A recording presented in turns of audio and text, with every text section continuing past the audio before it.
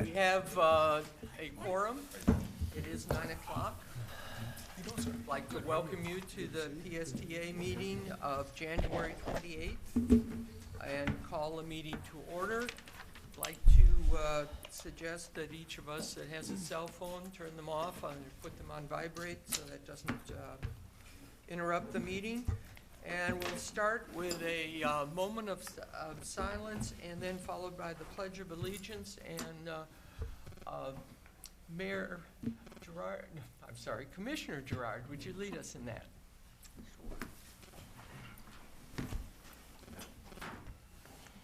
Silence.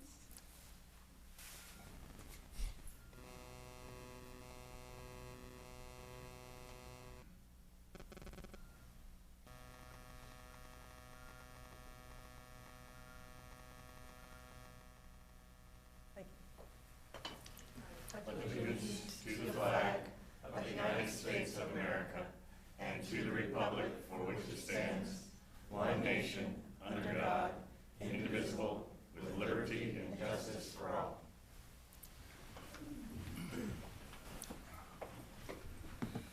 Thank you very much. First item of business is public comment. I do not have any green cards. Is there any member of the public that would like to speak to an agenda item or an item that is not on the action agenda or on the consent agenda?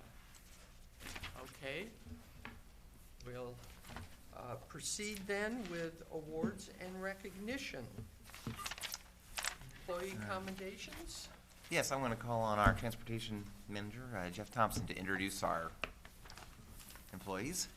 Morning, everyone. Morning. A lot of bus operators that do a lot of great things every day serving the citizens of Pinellas County. But this morning I wanted to bring to your attention a couple of my bus operators that did something a little extraordinarily outstanding over the last couple months. First is bus operator Kirsten Chadwick.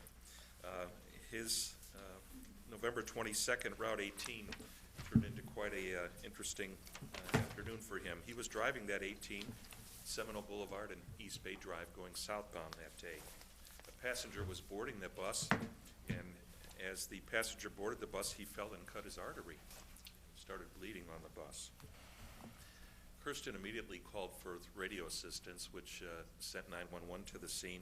And before the paramedics arrived, Kirsten took a towel from his bag and made a tourniquet around the man's leg and stopped the bleeding until the paramedics arrived. So the passenger did not bleed out and die on our vehicle that day. Quite a feat. Another bus operator, Alicio Ramon, is with us this morning. On November 27th, which was Thanksgiving afternoon, he was operating the Route 19. He was leaving Grand Central, leaving on Central Avenue, making a left on 34th Street. As he did this, there was a car in front of him that was struck by another vehicle that was traveling in excess of 100 miles per hour, destroying the vehicle and killing 2 people inside that vehicle. You may have seen that on the news.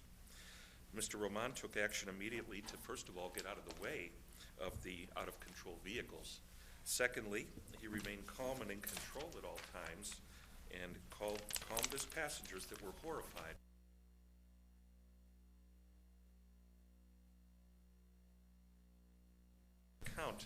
Give a detailed account to the investigators from the St. Pete Police Department and help them in assisting with the investigation of that accident. So this morning, I'd like to bring them up and introduce them to you. Kirsten Chadwick and Alicio Ramon.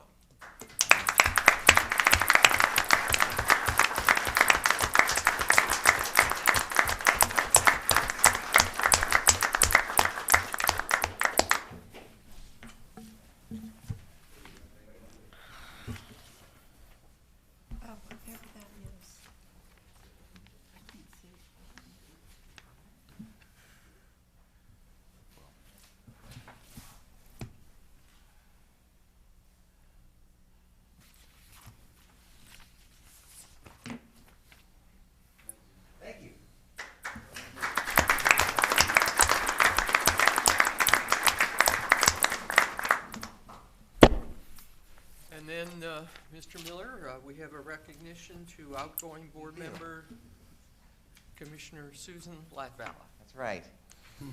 I'm kind of sad to do this, but very honored to recognize Commissioner Latvala for her service on PSTA. She was on PSTA for a very long time. For 8 years, she served not just on PSTA, but all of its many committees that our new members are learning about, and ACPT and other committees that we had. And throughout that time, I think she demonstrated herself as a leader on transportation in our community. She certainly did her part for her constituents. There is a significant amount more service in northern Pinellas County than there was prior to of transit service than when she got on PSTA. The North County Connector and the Jolly Trolley wouldn't have been implemented without her leadership. And throughout that time, especially over the last couple of years, she showed what being a leader and an elected official is about. Having a great perspective on what is important and what is the big picture focus that we need to be focused on, not necessarily getting down into the weeds when we don't need to, but understanding what public transit and transportation meant to our county on a greater level. She was my right-hand person, literally, and a true role model for me in how she carried herself, and I'm grateful for that. I'm going to miss her. So I'd like to recognize Commissioner Susan Latvala to come forward.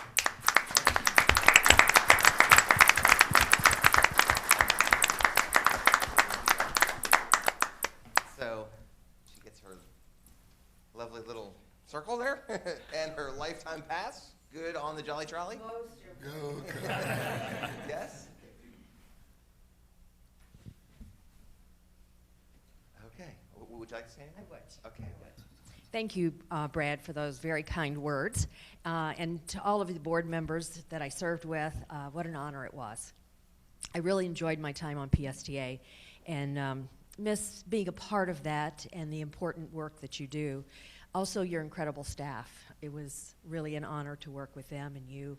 And I have great confidence that moving forward, you're going to keep PSTA going in the direction of providing high-level service to all of our citizens with whatever amount of money you have,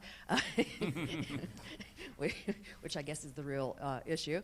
But it truly was an honor and my privilege to serve on the PSTA board. Thank you for that. And thank you for the recognition.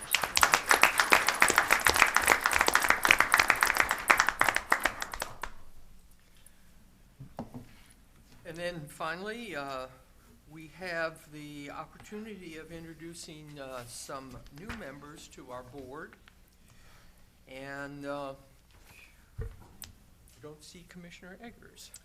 I believe he's recuperating. Yeah, okay. that's it. But Commissioner Eggers from the County Commission will be filling a term that began on October 1st, 14 and ends in September of 2017. In addition, we have our now experienced county commissioner, since you led us in the pledge. Commissioner Is that all it takes? Gerard, former mayor of Largo, and would you like to say a comment? We welcome you. Not much to say yet. I have a lot to learn, but I'm glad to be here and look forward to the future of PSTA. Thank you. And then our other new board member is Commissioner Holmes from Largo. And he will be serving a term that began on October of 13 and ends in September of 16. Commissioner Holmes, do you want to share anything with us? Oh, not really, but I hope to have a very interesting ride here. Thank you. Great comment. Thank you very much. We welcome all of you. Next item of business is a report from the Transit Advisory Committee. And Elaine Mann, committee chair, is here to give a report. Thank you, Mr. Chairman. Chairman Johnson, Mr. Miller, and esteemed board members, the Transit Riders Advisory Committee met on January 20th. We welcomed two familiar faces who have transitioned from alternate to full committee members. Vivian Peters and David Winchell are filling 2 seats vacated by previous committee members. A 3rd seat will be opening in March due to one of the committee members moving out of state. The PSTA has posted the track application to the website for the opening committee seat and the 2 alternate seats for North and Mid-County, and I hear that we're getting good response to that.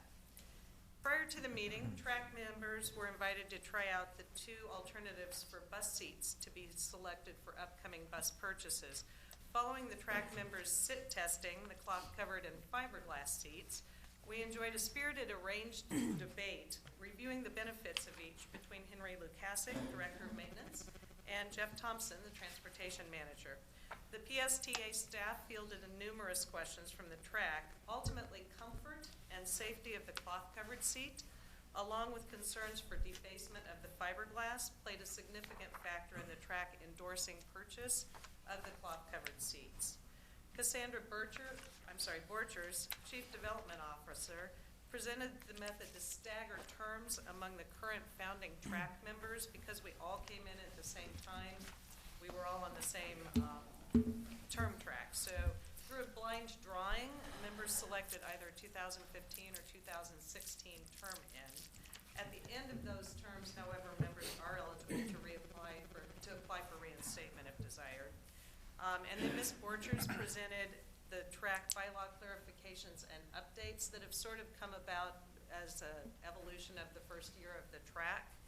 And the committee voted to endorse all the presented bylaw updates.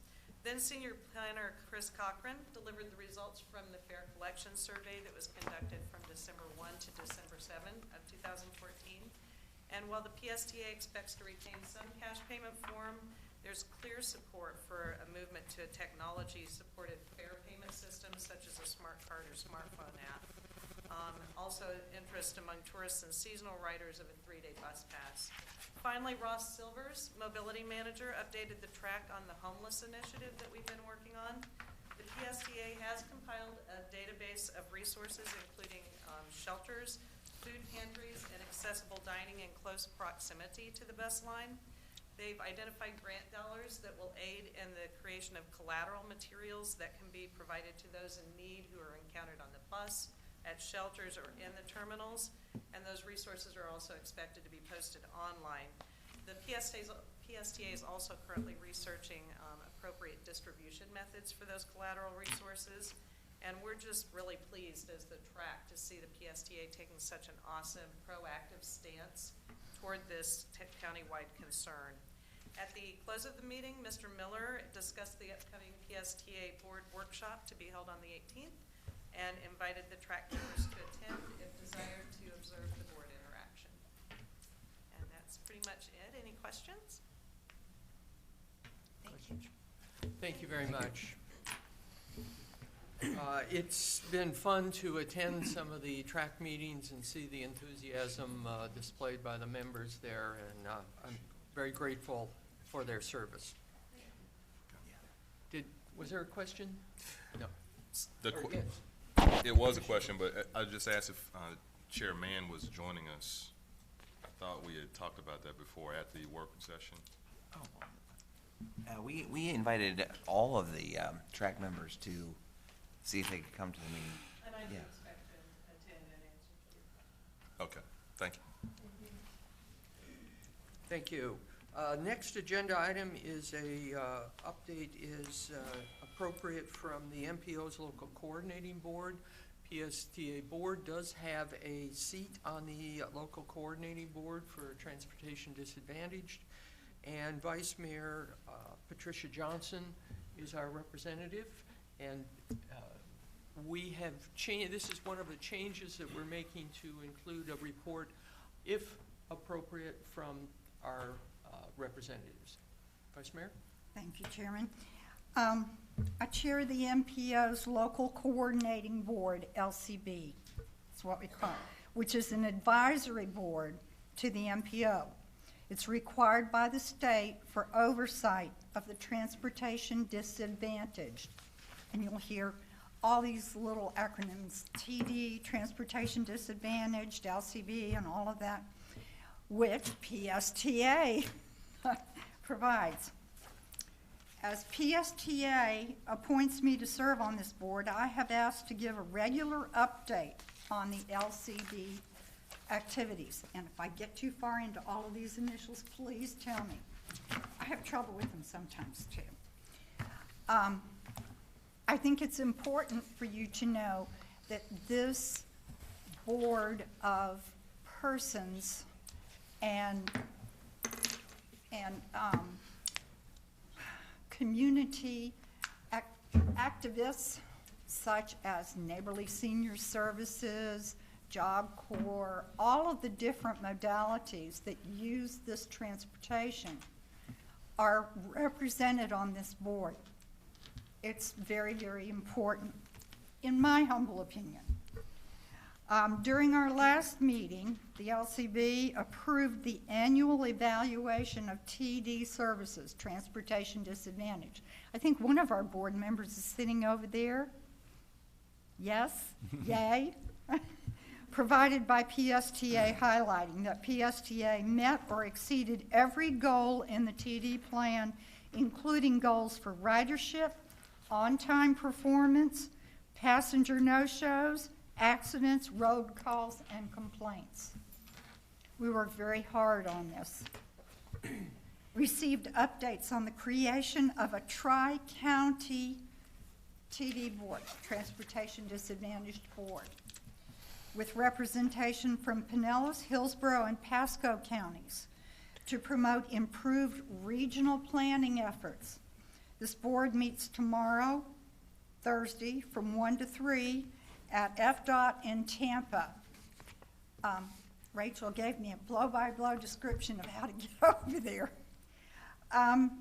Explained how Pinellas might get more and better non-medical stretcher transportation as it is provided in other Florida counties. The LCB board has specific membership requirements, and we currently have 2 vacancies for a disabled citizen and for a transportation disadvantaged service user. If any board member has a suggested volunteer that meets these criteria, please let Brad know, or Ross. I didn't see if Ross is here or not. It's the very back. Are you here, Ross? Yeah. Okay. It's very, very important, and nobody that I've ever talked to knows that this board meets or works. The Department of Transportation meets with us. It's really important. These are citizens that need this transportation, or they're not going to get a job, they're not going to get food, as you guys just gave in your report. They're not going to get medical services, and certainly last but not least was they can't go to the Rays and they can't go to the Gecko Fest or anywhere else without this transportation and planning. And it would be a horrible life to think you can't ever leave the house. And that's what this is all about. So, thank you. Are there any questions? Thank you, Vice Mayor. Are there any questions from the board members? Does the LCB primarily oversee TD, or is that just part of what you oversee? Primarily. Okay. Yes. Yes. Yeah. Yes, Newt. Yes. We have a CAPI board with the city of St. Pete. Do they participate at all? The what board? CAPI. What does CAPI stand for? It's acronym for we have a board that represents our ADA compliance for the city of St. Pete. It's citizens I'll look it up. Advisory. for persons with impairments, but They don't. They don't? They're not on the board. However, the You people mentioned Job on the Corps. board, we have disabled people that are on your board that are a member of St. Pete, Cappy. Yeah, person in the family, right. Yeah. The membership of the local coordinating board is completely scripted by the state of Florida. You know, a certain number of people from disabilities, certain number of transit riders, certain number of all sorts of flavors, different kinds of folks are on there, and Brian so is on the board. Brian Scott? The cab people are on the board. Everyone that has a part in DART, in any transportation for the disabled, just like the job Yeah. creation committee, juvenile welfare board, all of these people play a part. Right, well, you mentioned you had openings for people with impairments, so what I was saying was, So let Brad know. I don't know if you either have a member or get advisement from our committee advocates for persons with impairments. Our CAPI board, they may be interested, that's what I was asking. we can reach out to them and see. Right. Being the largest city in the county, you might have some takers. Yeah. All right. Thank you. I know one member of the board is Jane from Daystar. Yes. Yeah. Yeah. So, okay, other questions? No? Thank you very much for that report. Thank you. Next item on our agenda is the consent agenda. We have 5 items on the consent agenda. Is there any member of the board or the public that would like to pull a item off the consent agenda so it can be discussed further? Commissioner Welch. Mr. Chairman, 5C and 5D. Okay. C and D.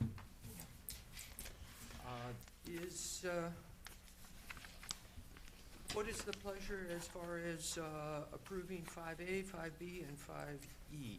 Move approval. Second. We have a motion and a second to approve consent agenda items 5A, B, and E. All in favor signify by saying aye. Aye. Opposed? All right, agenda item 5C. Mr. Miller. Or Okay, I just have a couple Oh, questions on it, okay. Mr. Chairman. Just to make sure I'm understanding this, on the real-time data management software, CleverWorks is the current vendor for bus tools for the system we have now, yes. Yes. and their new product is CleverWorks. Right. The company's name is Clever Devices, and their new product, an upgrade to the old product that we have called Bus Tools, is now called CleverWorks. So the 300,000 is for an upgrade to the new product with our current vendor. Yes, that's right. And With some substantial enhancements. I read that. Yeah. Not questioning that part of it. So 5D is a support agreement for 260,000 for that upgraded software. Is that correct? 5D is the annual support agreement for the whole software, not just that piece, but the whole Clever Device real-time system we have. We have now ended our warranty period where we got ongoing support for free for 2 years, which was great, but we knew this day was coming and it's come. It was in our budget. Now we have to pay the annual fee. So there are other modules besides CleverWorks that this pays for? Yes. To 260? Yes. Okay, and I didn't see a schematic in the backup. Is it in there that shows the different modules and? Right. Can you speak into the mic, please? Good morning. My name is Deborah Woodward. I'm Director of IT. To answer your question, Mr. Welch, the attachment included all the agreements that are covered with our annual support. This agreement actually covers the software warranty and license. It covers all of our database support, and it also covers an engineer being on site. The support includes all of our real-time bus information, everything down to the sign, to our text messaging, to the license to run the whole system, to all the CAD, AVL, the GPS, everything that enhances the real-time bus information system. To what Brad indicated, this is the first time we're paying this, and this will be an annual cost. So one of my goals is to look at a possible 3-year. The 260s annual? Yes, it is. Okay. So one of my goals is to look at a 3-year or a 5-year agreement with them and get some kind of cost break on that support. But this is our first year. Are there any future upgrades going back to 5C? Any upgrades included in that 293 if they go to a version .5? Yes, there or will whatever? be. There will be. How many? Whatever necessary. As part of the, I'm sorry, Walt Lenz, Senior Project Director of PSTA. The support agreement allows us to get any upgrades to our software, both on the CleverCAD system, the bus time. The bus time is what the passengers see out on the road. It's all of our real-time information. As Deborah mentioned, it's important we do move forward with this because our agreement has currently lapsed on the support side. So the Clever Devices and PSTA has a fantastic relationship. I've explained this to the Finance Committee, and they've always been very supportive of us. However, this agreement has expired. The project warranty was 2 years, and that has finally expired the end of December. So we really need to move forward with this support agreement. If I made a comment on the data management software upgrade, item number C.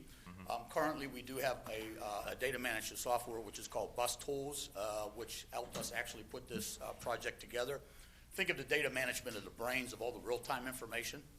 That is getting very antiquated, and Clever Devices is moving forward to what they call the CleverWorks package. But more importantly, on the CleverWorks package, it allows us to do a lot of all the necessary changes for the data collection in-house. Currently, if we go out and make something as simple as a bus stop replacement or a deviation on a route, we have to send staff people out in vans. They have to go out and collect the data. With this upgrade, we'll be able to do that right at the workstation. So it's a great labor savings.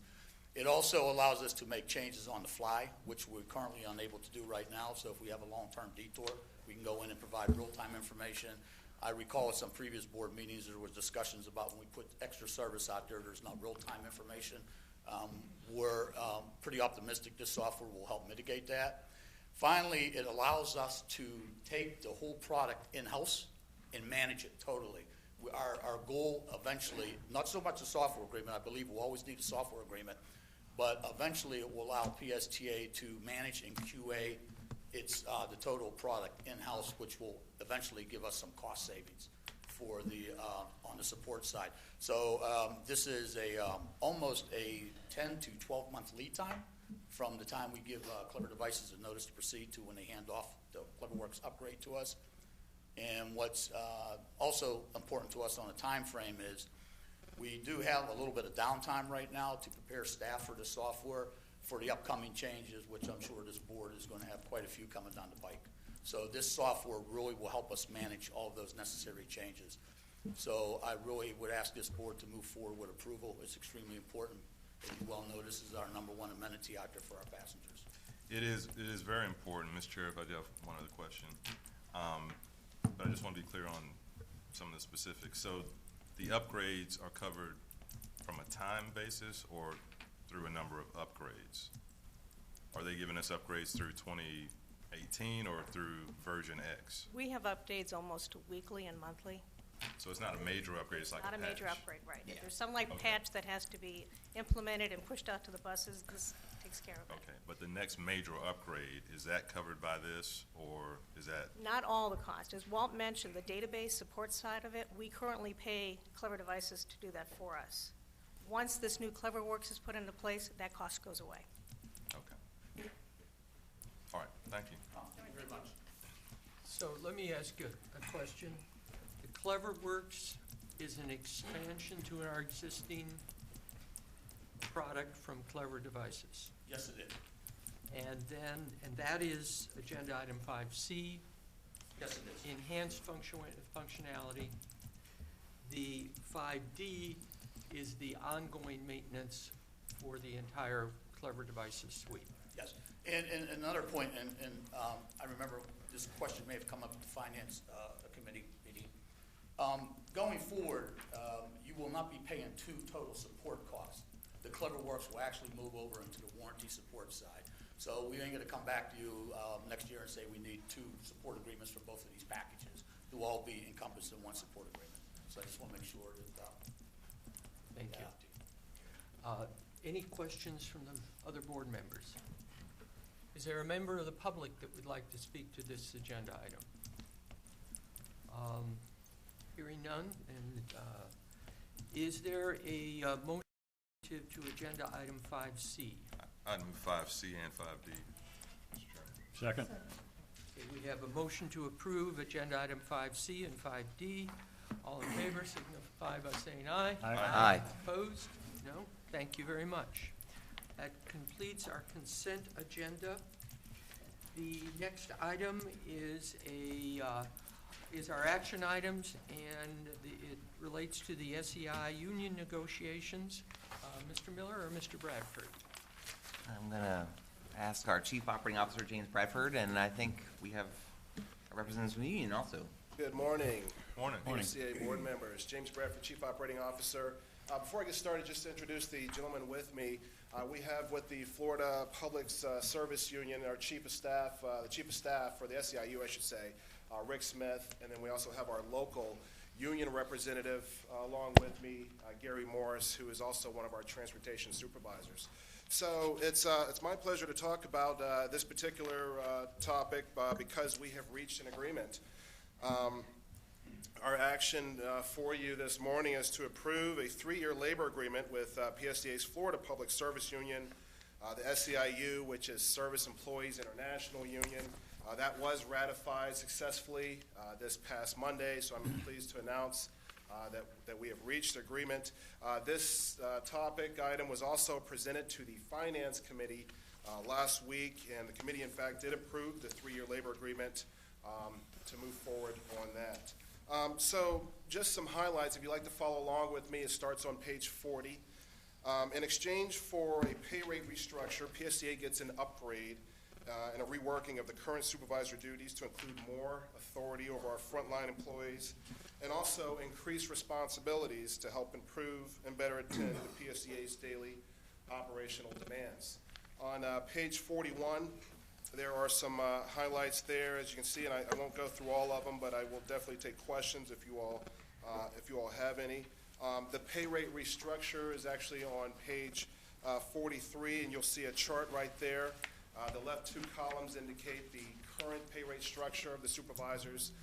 Again, this is one of our 2 unions here. This is the supervisory group, of which we have just shy of 30 total supervisors between transportation and maintenance. The right 2 columns on page 42 represent the new restructure. So to recap, we believe this is a very fair deal within the pay rate restructure, benefiting our younger or our less senior supervisors in the position. In exchange, we're going to see an increased responsibilities for the entire supervisor group. Let me just say, as far as negotiations go, this went very well. Both sides were very cordial. I've been a part of this and have done it for 10 years with ATU, and they can go on and on. But this was great. I think we had very, very few meetings. I think we got this wrapped up in about 3 meetings. So all in all, I look at it as a success. I'd like to turn it over to either Gary or Rick if you all have a few remarks. Of course I do. Hi, good morning. Morning. Of course, I'm here to urge you to pass this, but I think there's a couple lessons that we can take out of this. There was a difference in negotiations this time, and it's worth learning from. We entered as partners. This was in the midst of Green Light. In fact, we canceled several negotiating sessions because both organizations were 100% involved in the campaign, doing the door knocking, doing all the political work that was necessary. We didn't make it this time, but we need to figure out how to make it the next time. And we kept that sense of the greater good throughout negotiations. That made the difference. And horror of horrors, we compromised. Something I'm proud to say that I cannot say about perhaps the U.S. Congress or Florida legislature. But we did accomplish that. Did we get everything we wanted? No. Did the authority get everything they wanted? Of course not. And that is kind of the essence of governing. Do we still have sharp differences? Yeah, there are some. But I'm confident that we're going to move together, working in the interest of the people of Pinellas County. That is our goal. and their shared social wealth, which is what government provides. And in the particular instance of PSTA, that is the people's property. That is our shared social wealth, something we need to remember as we move in coming up with a new plan on expanding bus services and making this the very best that we can make it. So thank you for your support. I hope you pass this today. And let's think about that, how we move together in the future, and I hope we're part of that. Thanks. Okay, So I'd just like to say the pay rate restructures roughly worth about $25,000, which is accounted for and included in our current fiscal year budget. And with that, we'll conclude, and we're happy to take any questions you may have. and that's $25,000, that's the entire entirety for yeah, the impact for the year. Yeah, the initial impact to get this going this year. That's correct. Yes, sir. Are there questions from the board? Councilmember Newton. Yes, we got a letter from the Tampa Bay Area Transit Workers Union about bathroom breaks and whatnot. Is that Yes, sir. what it's supposed to be? Hopefully remedied with green light that did not pass. But is that part of this, or is that? Well, so are they that's rectifying that? our other union. The Tampa Bay Area Workers Transit Union covers our bus operators, our customer service representatives, and our mechanics. So you received a letter from, so that's not the SEIU union. So that was for reliefs on a lot of the service routes like the 19, the 52, the 59, some of our highest, most congested routes that face the traffic. So the issue there were operators, and I just want to make mention, we got together with, I call them the TBAT-WU for short, the acronym. We got together with actually several operators, the vice president and president yesterday, to actually discuss that letter that you all received, to talk about how we can kind of make changes and strides towards improving our service so that operators aren't confined to the seat for several hours without being able to get up. So the issue with that is really running the routes nonstop and looking for breaks, looking for more time to be put in the route so that operators at the end of the line can get up, stretch your legs, and take a break. The message, though, to them was always safety first, safety paramount, first and foremost. Even if you're running behind, please don't sacrifice your health. Get up out the seat, stretch, just let your customers know what you're doing, and get back on the route. So we are actually going to work every bit towards making incremental changes for the operators to improve our service for our customers, but also making it something that that's realistic for the operators, so they're not so tired after they get off of a shift. Yeah, this letter was from President Oakshan O'Hara and Moses Pete. But the genesis I got, it was, I guess, about bathroom breaks. So these guys don't go to the bathroom? Is that what you're saying? Well, no, these are our supervisors are out there, and they actually are out there on the road to help monitor the operators and actually are available. So they didn't have a problem with the bathroom breaks and all like that? No. Okay. No, sir. That's All right. I'm just, not an issue with SEO. yeah, because normally this stuff is tweaked to work out through CBAs, and that's what this is, right? Collective bargaining agreement? Yes. Okay, that's why I was asking. One of two, and just to mention it, the other contract union contract is coming due this September 30th. We'll probably start entering collective bargaining as early as May, because there's going to be a lot of proposals on the table. So we're going to get a good start on it. I'm sure that will be some of the proposals that come across from that union in terms of relief and bathroom breaks. Are there other questions? Mr. Diamond. Thank you, Mr. Chairman. Mr. Bradford, Mr. Smith, thank you for your efforts to work to bring this to this point. I had a question about how the new performance appraisals and merit pay for performance works. Can you explain that and how it interacts with the STEP plan? Absolutely. So the performance appraisal is, if you'll recall, maybe from some of Brad Miller's previous presentations, we have a lump sum of merit bonuses available for each employee, the operators, customer service, including the supervisors. For the supervisors, they'll be paid out once this year. They'll be paid out in September, and it will be based on a performance review. The performance review is several pages, and it takes into consideration everything from communications, attendance, job knowledge, dispatching, scheduling, and they'll be rated. So they'll be rated anywhere from meets expectations, exceeds expectations, superior performance. That's how we'll decide how to divvy up the $750 at the end of the year. Needs improvement will get $0. Below expectations, $0. But there will be a chance for that individual to make improvements, turn it around, and maybe even be eligible for part of the merit pay. And I guess as a follow-up question to that is, in terms of the step pay, is a supervisor automatically eligible for the increase in their pay if their performance is below a certain standard on their performance review? That's a good question. Currently as it stands, yes. If they make it to the next level by years of service, they'd be eligible for the next level in pay. I would point out, though, if a poor performing supervisor in that instance, of which of course we have none, they're all exemplary.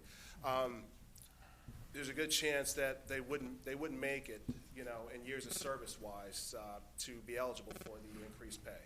So part of the performance review would be weeding out any weaker supervisors and maybe possibly returning them to the ranks of mechanic or bus operators if they just don't work out. So hopefully we don't see that as an issue for folks who, for example, if you get to your 10th year, you go from 110 to 115% or whatever the number is. If they're around 10 years, then they're doing something right at that point. Other questions? Mayor Bujalski. The Finance Committee reviewed this, They did, and they recommended it. Yes, ma'am. and any issues that they brought forward?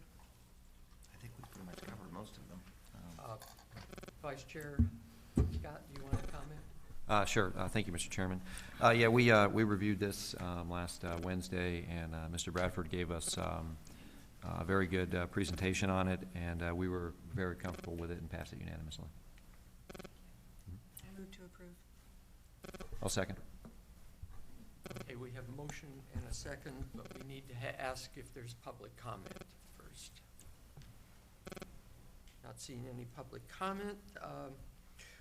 We have a motion and a second to approve the agenda item as presented.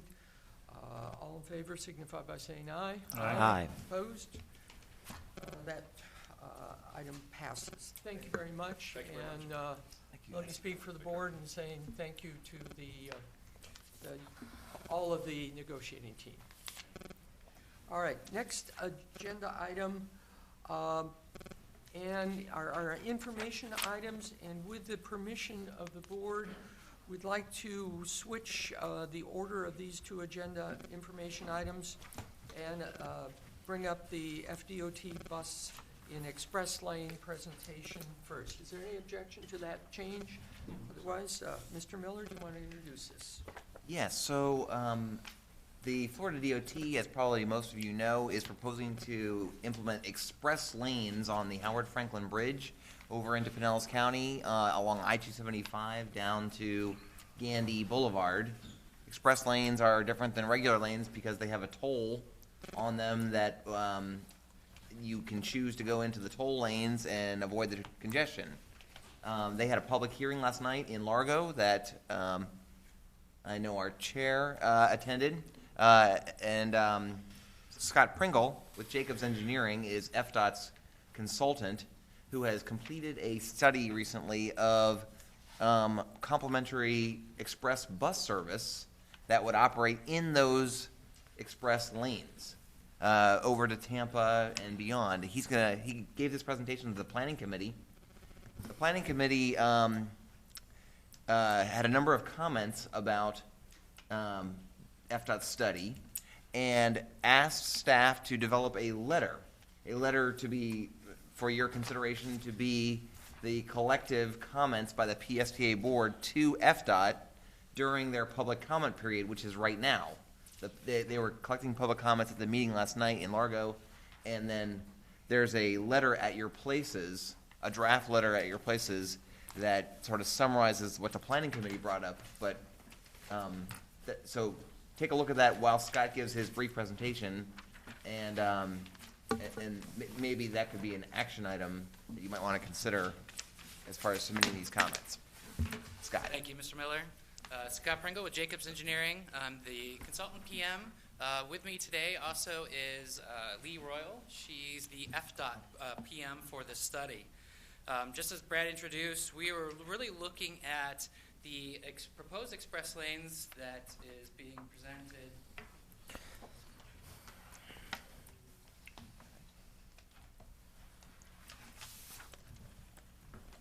by DOT. And really the goals for this study is how can we really maximize the potential of these proposed express lanes and look at the ability to provide a regional service that provides that long-distance commuter-style service that can really take advantage of those express lanes. And by that, I mean taking advantage of the time savings and the ability to bypass congestion by operating on the proposed express lanes themselves. So some of the goals or objectives, I sort of mentioned the goals, but really the objectives is we wanted to understand if we were operating an express bus service within these lanes, where was it feasible to have station locations? Where were the key destinations that we needed to have provide service to? And we worked very closely with FDOT, understanding some of their conceptual designs for the express lanes. So that was a big part of the conversation. Not only where should the stations be, but how feasible is it to actually construct or place a station in each one of these areas. Once we had a good understanding of where we're going, what we're connecting to, we also spent a good deal of time focusing on what kind of service is this? Is this something that maybe runs only during the peak hour? Is this something that runs all day? If so, how frequent? How many people would use the service? And then how much would that cost? So after several months of technical review, working with DOT, we also had Pasco, Pinellas, and Hillsborough MPO as partners on this study, meeting with them monthly. We went through a three-step technical evaluation. The results of that technical evaluation is the recommendation that you see before you. What we're proposing is essentially two different express routes. The red line, starting in Pasco County, would connect south to Tampa, West Shore, and over to Gateway. A second route would start in St. Petersburg, going up through Gateway, connecting to Tampa, and up into USF. Now, the benefit of having essentially two different routes is that it gives us the opportunity to layer service where there's the greatest demand. So as you'll notice, where there's both the red and blue lines are really the core urban areas of our region. So that's Gateway, West Shore, downtown Tampa, and USF. As I mentioned before, we've spent a lot of time looking at those stations. You'll see the 6 stations shown in the stars above, or on the map itself. We're looking at the Wesley Chapel area in Pasco, USF, Tampa, West Shore, Gateway, and of course downtown St. Pete. So after we understood the alignment, the routes that were best performing, and the stations, what we developed is essentially 3 different options for how we provide that service. What I'm showing here on the screen is a quick description of those different service options. A and B run all day, and the only difference between A and B is the frequency of service. So A being more frequent, especially during the peak hour, whereas B has 30-minute service during peak commute times and hour for the rest of the day. Option C varies in the fact that we also wanted to have a look at the potential for just providing this commuter service only during the peak hours and what value that brought. So we also have that option on the table. And that is the recommendation as it stands today. We, as Brad mentioned, are participating in the FDOT Express Lanes workshops, the first being held last night and the second being held tomorrow night. We have a fact sheet and other public information materials that are being distributed. And throughout the process, we coordinated with the MPOs. I do want to thank PSTA and PSTA staff because we worked closely with PSTA staff through each sort of the milestones in the study, getting input from staff. And we've also met with a lot of different community and agency groups throughout the region And that, as we stand here today, we're taking public comment from those workshops, and then within the next couple of weeks, we'll be coming forward with a report that provides ridership numbers as well as cost numbers. And with that, I'll take any questions. Questions from board members? Vice Mayor Wojcicki? I'm sorry, Mayor Wojcicki. Well, I don't want to supersede any questions. I just wanted to reiterate what the planning committee discussed. But Maybe just to quickly summarize the letter. The planning committee, I think, had 4 main comments about not just what Scott proposed, but the lanes, the express lanes themselves. Number 1 is that the lanes themselves should not stop at Gandy Boulevard, but should extend down to St. Petersburg, to downtown St. Petersburg. And then number 2 is until such time as they are extended to St. Petersburg, anywhere that the bus is running, where there are not express lanes, FDOT should allow for shoulder running of the buses. Buses could run on the shoulders to avoid the traffic, say on that segment where there's no express lanes between Gandy and downtown St. Petersburg. Same thing up in Pasco County. Then the 2 transit-related comments that are in the letter are, 1, that the funding for both the capital and the operating is provided in some manner. Like in South Florida, where some of the transit buses were bought with FDOT with toll revenues and is partially subsidized by the toll revenues, we would ask FDOT to provide funding for the service in their lanes. And then second, which was not shown on the map, but that we would hope that express service could be provided in the Gateway Express, which is the similar, but I learned last night, not exact, same thing, toll facility on up to McMullen Booth or to the bridge. And I think Lee might want to provide some comments from FDOT. Would you introduce yourself, Lee? Certainly. Good morning. I'm Lee Royal with the Florida Department of Transportation. It gives me great pleasure to come here this morning because this is an exciting time for the Tampa Bay area to look at our area as a region and not as a singular county by county basis. The Tampa Bay Express, we actually held a workshop, our first workshop last night in the city of Largo, looking at the express toll lanes within the interstate. These would not take away from the general use lanes. These would be actually new lanes that would be constructed next to the existing lanes. One of the things we heard last night, we heard a lot of people excited about providing an option to the Tampa Bay area, an option to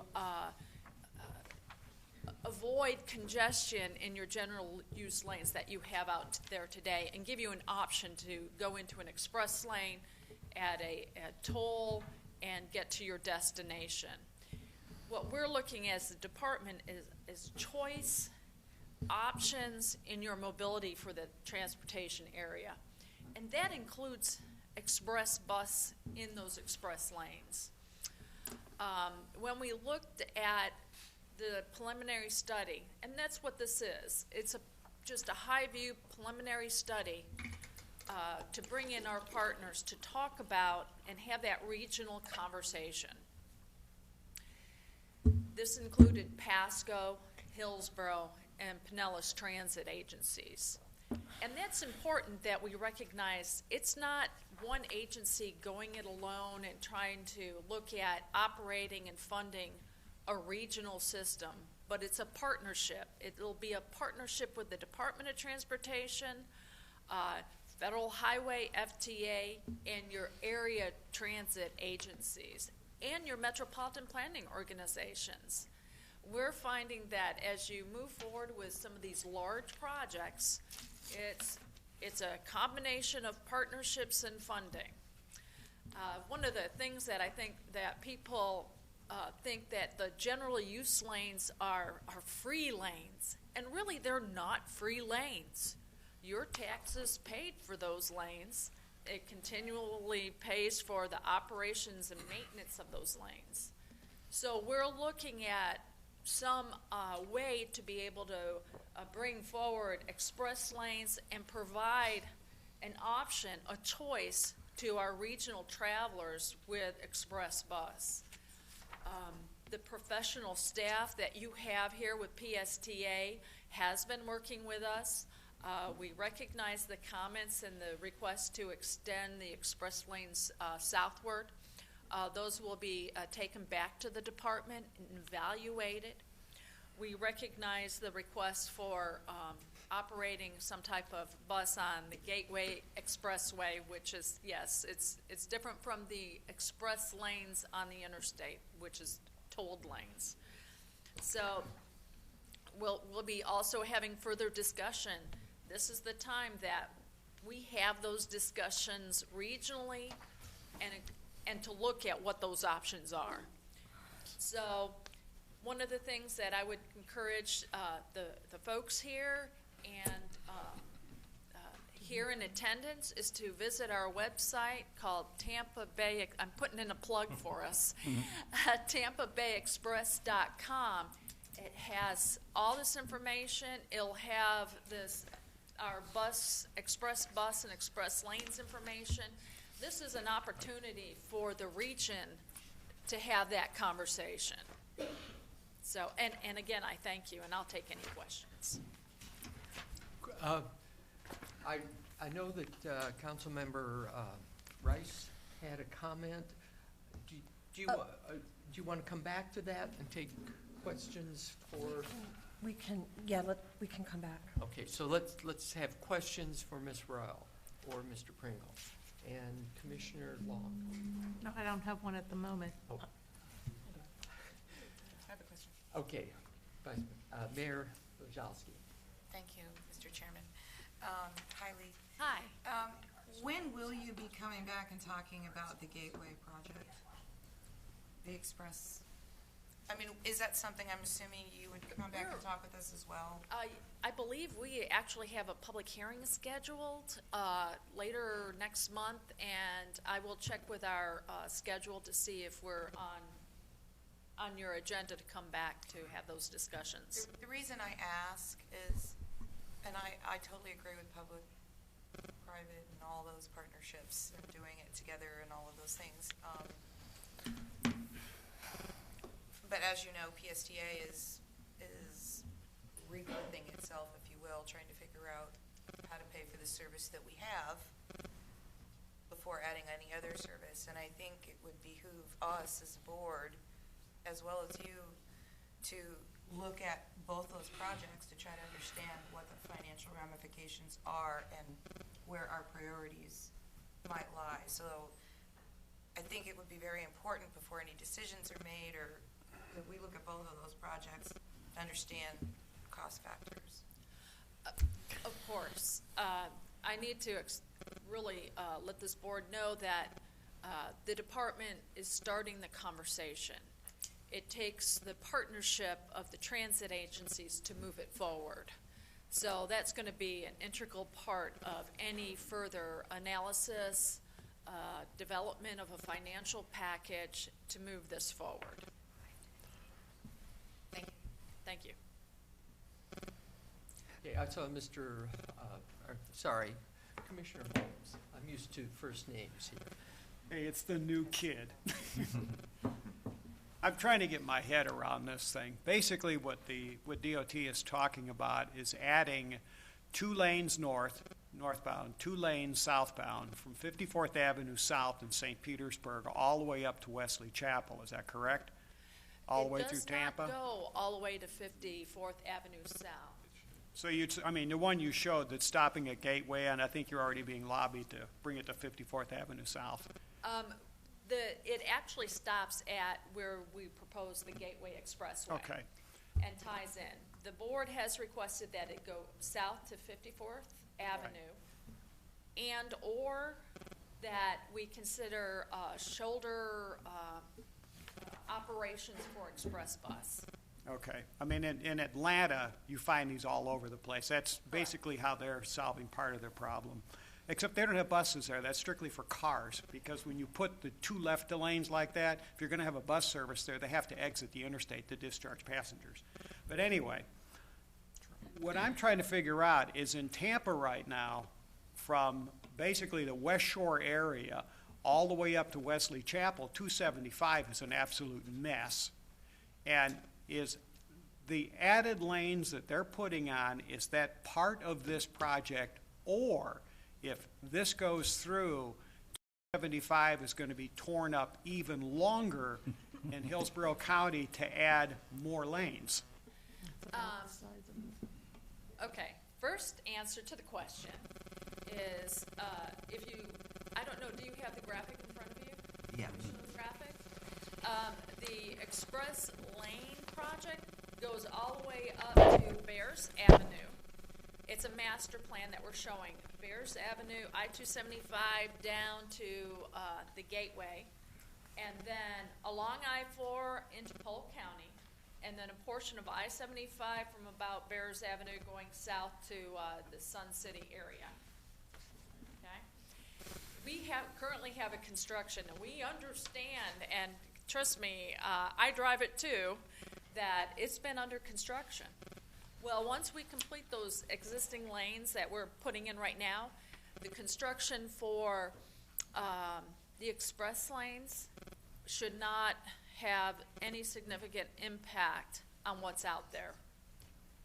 So what you're seeing today, it's going to open up. You're going to have those general use lanes because we're looking at doing the construction in the median. Okay. Thank you. Councilmember Newton. Thank you. I think it's an excellent idea. I think that with the decision that we had for Green Light, which was another funding source to try to move people around in a congested area, it gives the people the option to pay, which they would have been doing with a tax anyway, or a tax swap, or whatever they want to call it. Because when you sit out there for, I don't know, an hour, 30, 40 minutes in a four-lane parking lot burning premium gas, you're paying. So, and the thing with the express buses, I like that part about it. I had a question posed to me last night. I was at the engineers' legislative reception, and they asked that, would it be possible for Pasco, Hillsborough, and Pinellas, are they ever going to get together where they move people around and have a dedicated service that does it in a timely manner? And what I said to that was the challenges that we have is financing and funding. You know, we tried an initiative over here, it didn't work. They tried it before us. Pasco's didn't work. And the gist of it is people didn't want to be taxed for it. But I do know that people that are using it wouldn't have a problem. I just utilized I went from St. Pete all the way over to Titusville and had to use the toll roads from out the other side of Orlando to go all the way out. And it was a lot of them. There was a lot of toll plazas. And I didn't have a sun pass, so I counted them because I had to stop and pay. But it was a lot of people using that. It was not congested. People got through there, you know. My questions and concerns, though, are the 54th Avenue South part is very important. You know, Congresswoman Cassie shared with me that that was a problem with a rail proposal didn't go down to service the areas of greatest need and the people that utilize the service. However, if there's going to be funding generated from people paying to be in the express lane, also it'll probably be a premium for express bus services. I don't think that'll be the regular price. I'm just kind of assuming that. People will pay to have that, to have a more shorter commute and a more productive commute. How do we, when they get to revenue sharing with the tolls, how does that work on express lane road where you pay with a transportation organization? Well, first off, that's something that's going to be discussed as the revenue generated from the tolls is actually operation, maintenance, and and to construct the lanes. So how that's all going to be generated and handled, I imagine it's going to be handled through our Turnpike Tolls office, but, you know, how that all comes about is up for discussion. Especially, you know, in light of some of the responses we've gotten about partnering on the funding for operations of buses, the capital, also the operation, you know, there's questions, how is it going to be operated between the three counties? Again, that's a partnership that the three counties need to come together, the transit agencies with T-BARTA, have that discussion, how is it going to be operated, and all those questions will have to be reviewed, analyzed, and worked out. I will say that we have heard from other areas of the state about users of express lanes, and it's everybody, you know, from the person who's trying to pick up their child from daycare, from the person who's late for work sometimes.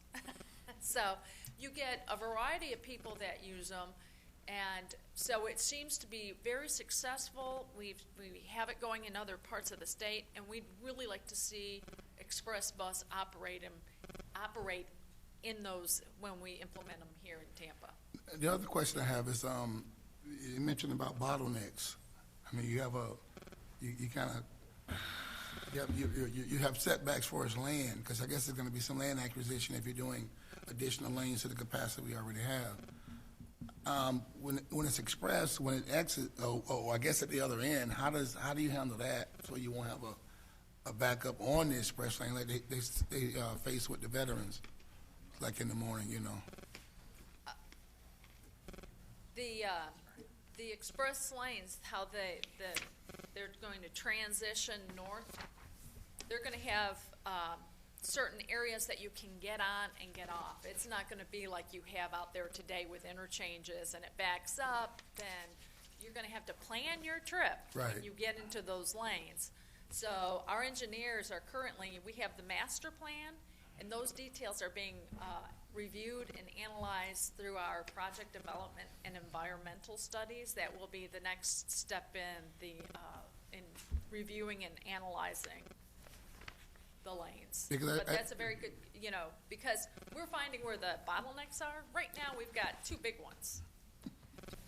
State Road 60, I-275, and the downtown interchange. Those have to be addressed, and we are.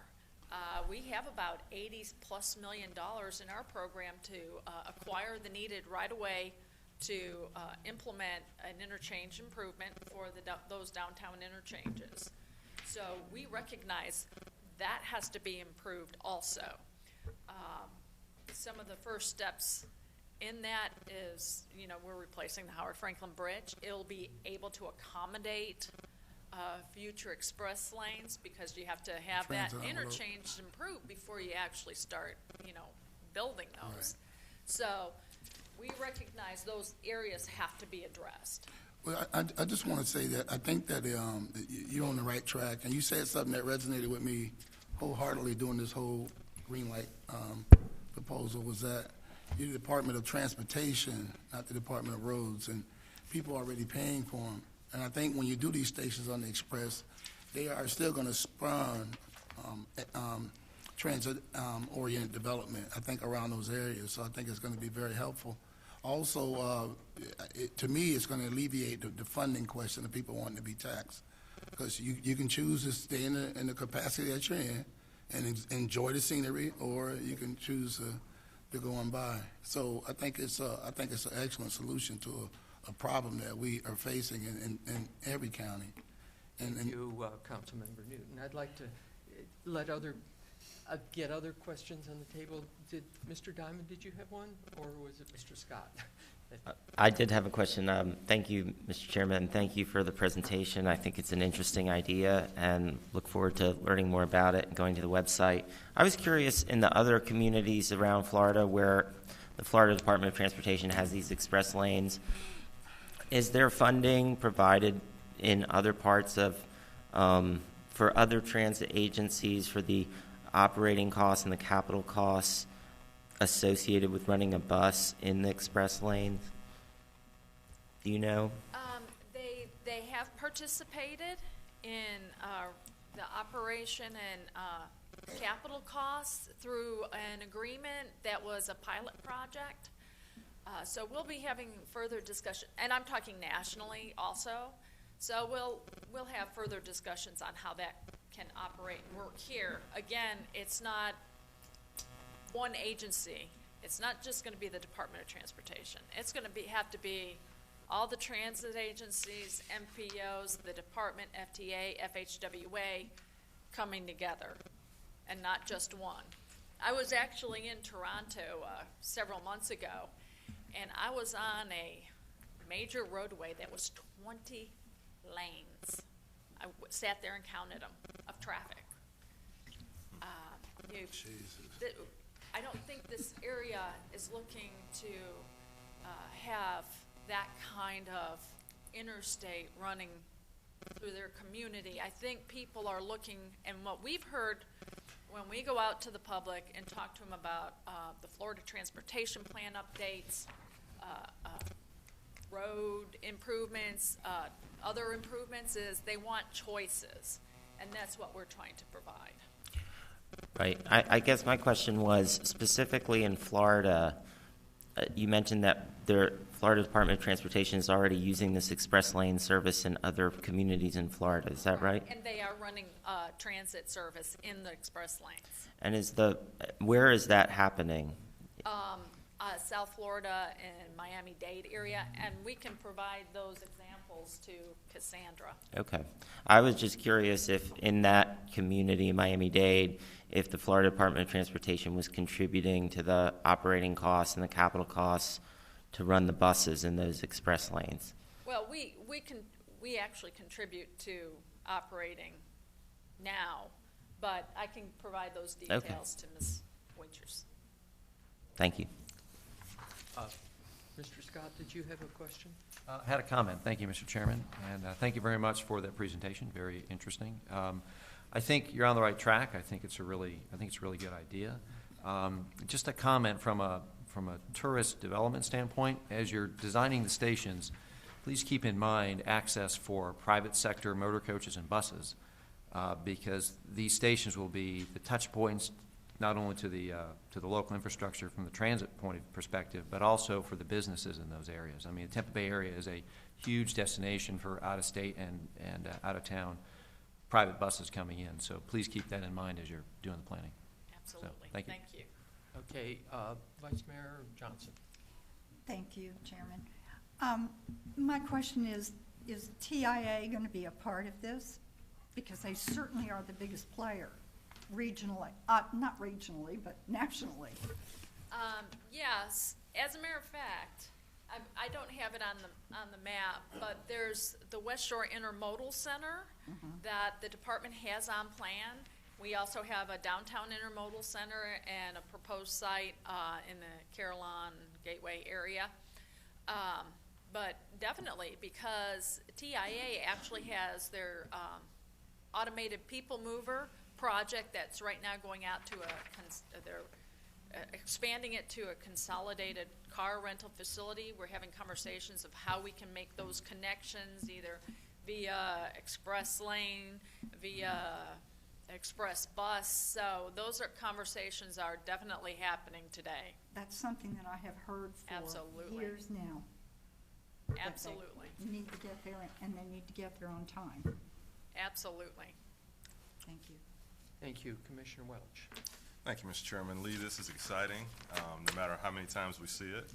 And I think your tweetable comment was that this definitely will include express bus in those managed lanes, and that's, I think most folks want to see us move in that direction where we're doing things that make sense and we're collaborating. The South Florida, that's the 595 Express, right? Yes. And so you see this ultimately working generally like that one does? Similarly, yes. We're looking at dynamic pricing like they are, and the details of how are the lanes going to be separated and all that will have to be worked out as the project is developed. Okay. Brad mentioned that you saw last night there was some difference between the Gateway Express and the rest of the managed lane. What's the difference? I think the Gateway Express is an independent facility. It's a standalone gateway, whereas the toll lanes are within the facility, are just lanes within the interstate. One is an independent. But they would provide the same service and the same functionality? Pretty close to it. Okay. And can you pull it back up the screen that had the red and blue outlined areas? And as I made the pleasant drive, it wasn't scenic, Commissioner Newton.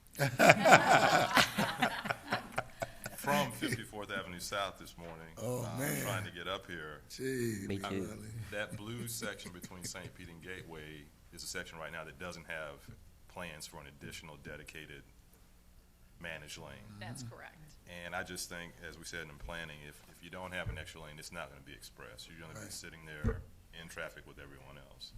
And I did notice there's lanes on both sides most of the way up there, out in the shoulders. So I would just reinforce, I would bold that part in his letter as well. Okay. In addition to partnering on the capital and operating costs, which is important. Absolutely. I think that connection between Gateway and St. Pete is vital to have true express connection.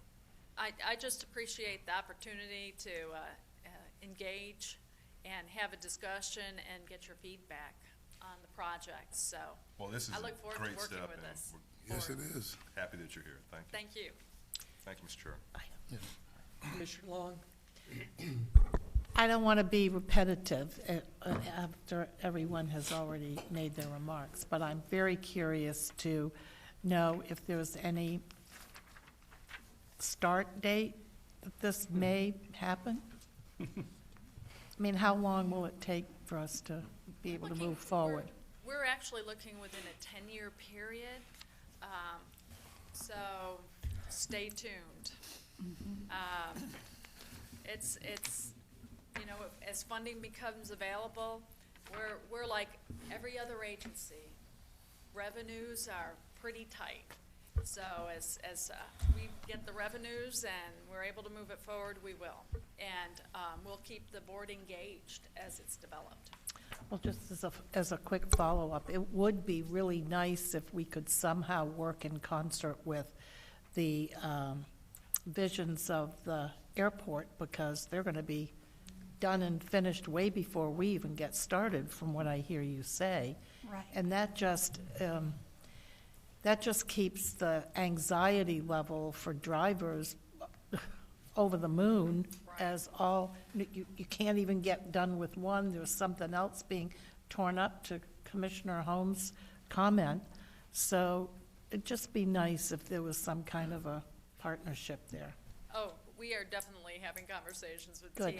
TIA and the transit agencies. One of the things we need to do is get that interchange reconstructed, because the way it's out there now today, it's not working very well. It's a nightmare.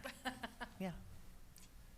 Okay, thank you. have a Let me comment. get back to you if I can. Commissioner Rice, or Councilmember Rice, did you have? No, my question's about the letter. Okay. I just have a comment. So We do have a request for public comment. Let me take that, and then I'll get back to you, Councilmember Newton. Dan Harvey, you have some comments relating to express lanes in the letter. Thank you and welcome. Thank you, Chairman. Dan Harvey, St. Petersburg, Florida. Wenge, let me get your attention. Darden, will you please listen to me? I'm listening. Well, you were looking at the screen, so I wanted to get your attention. Go to the presentation in Tampa, and you will see what Brad saw last night. You will see what Bill Johnson saw last night. You will all see what we saw, and your questions will be answered. You'll see how this is working. Talk to Dirk, talk to Ming. There will be no public comments to get interrupted, and you can get the data. And you'll see why this express lane start at Carillon. You'll see why they avoided down the 54th Avenue South. This is a plan that goes to 2040. FDOT just crammed this down on you. They acted like they were using you as a partnership, But nobody knows. I went to your planning thing, and you were surprised. And then if you went yesterday, you would have seen why it happened. Mr. Welch, why they're not going to 54th Avenue South? Mr. Harvey? Yes. Excuse me, but I'd like you to address your comments to the members of the board instead of individuals. Okay. That's part of our public process. What Ming said, the reason why we're not going to have express buses through St. Pete from Carillon down is because it doesn't work there. They did the data. They did the research. No one's going to pay. It's because if you're cruising that way and you're in the left lane and you're going down 375, you're in an express lane, you're going to end up in downtown St. Pete. Everyone's using that St. Pete corridor for commuter traffic, and that's the difference. You got 54th Avenue, 38th Avenue, 22nd Avenue, 5th Avenue, 54th Avenue. You can't work it in there. That's why it starts where it starts out there. So we get to drive the interstate free through St. Petersburg. We get to use all the lanes. Nothing's blocked off for express. Take MLK, take 4th Street, do those things, and that's how it's worked. And of course it's planned with West Shore. They know what they're doing there. They know how they're doing it at Carillon. The money's going to come from these managed lanes. So you guys were not aware of these 300 feet of plans that they have laid out on paper that show everything how it works. Now these double express lanes aren't happening for a long time out. So I encourage you, and you should have looked at this before they just laid it on your plate, but FDOT's got it right. And I got it by going to 4 meetings in a row, so thank you. Thank you, Mr. Harvey. Are there any other comments from the public that you'd like to make at this time?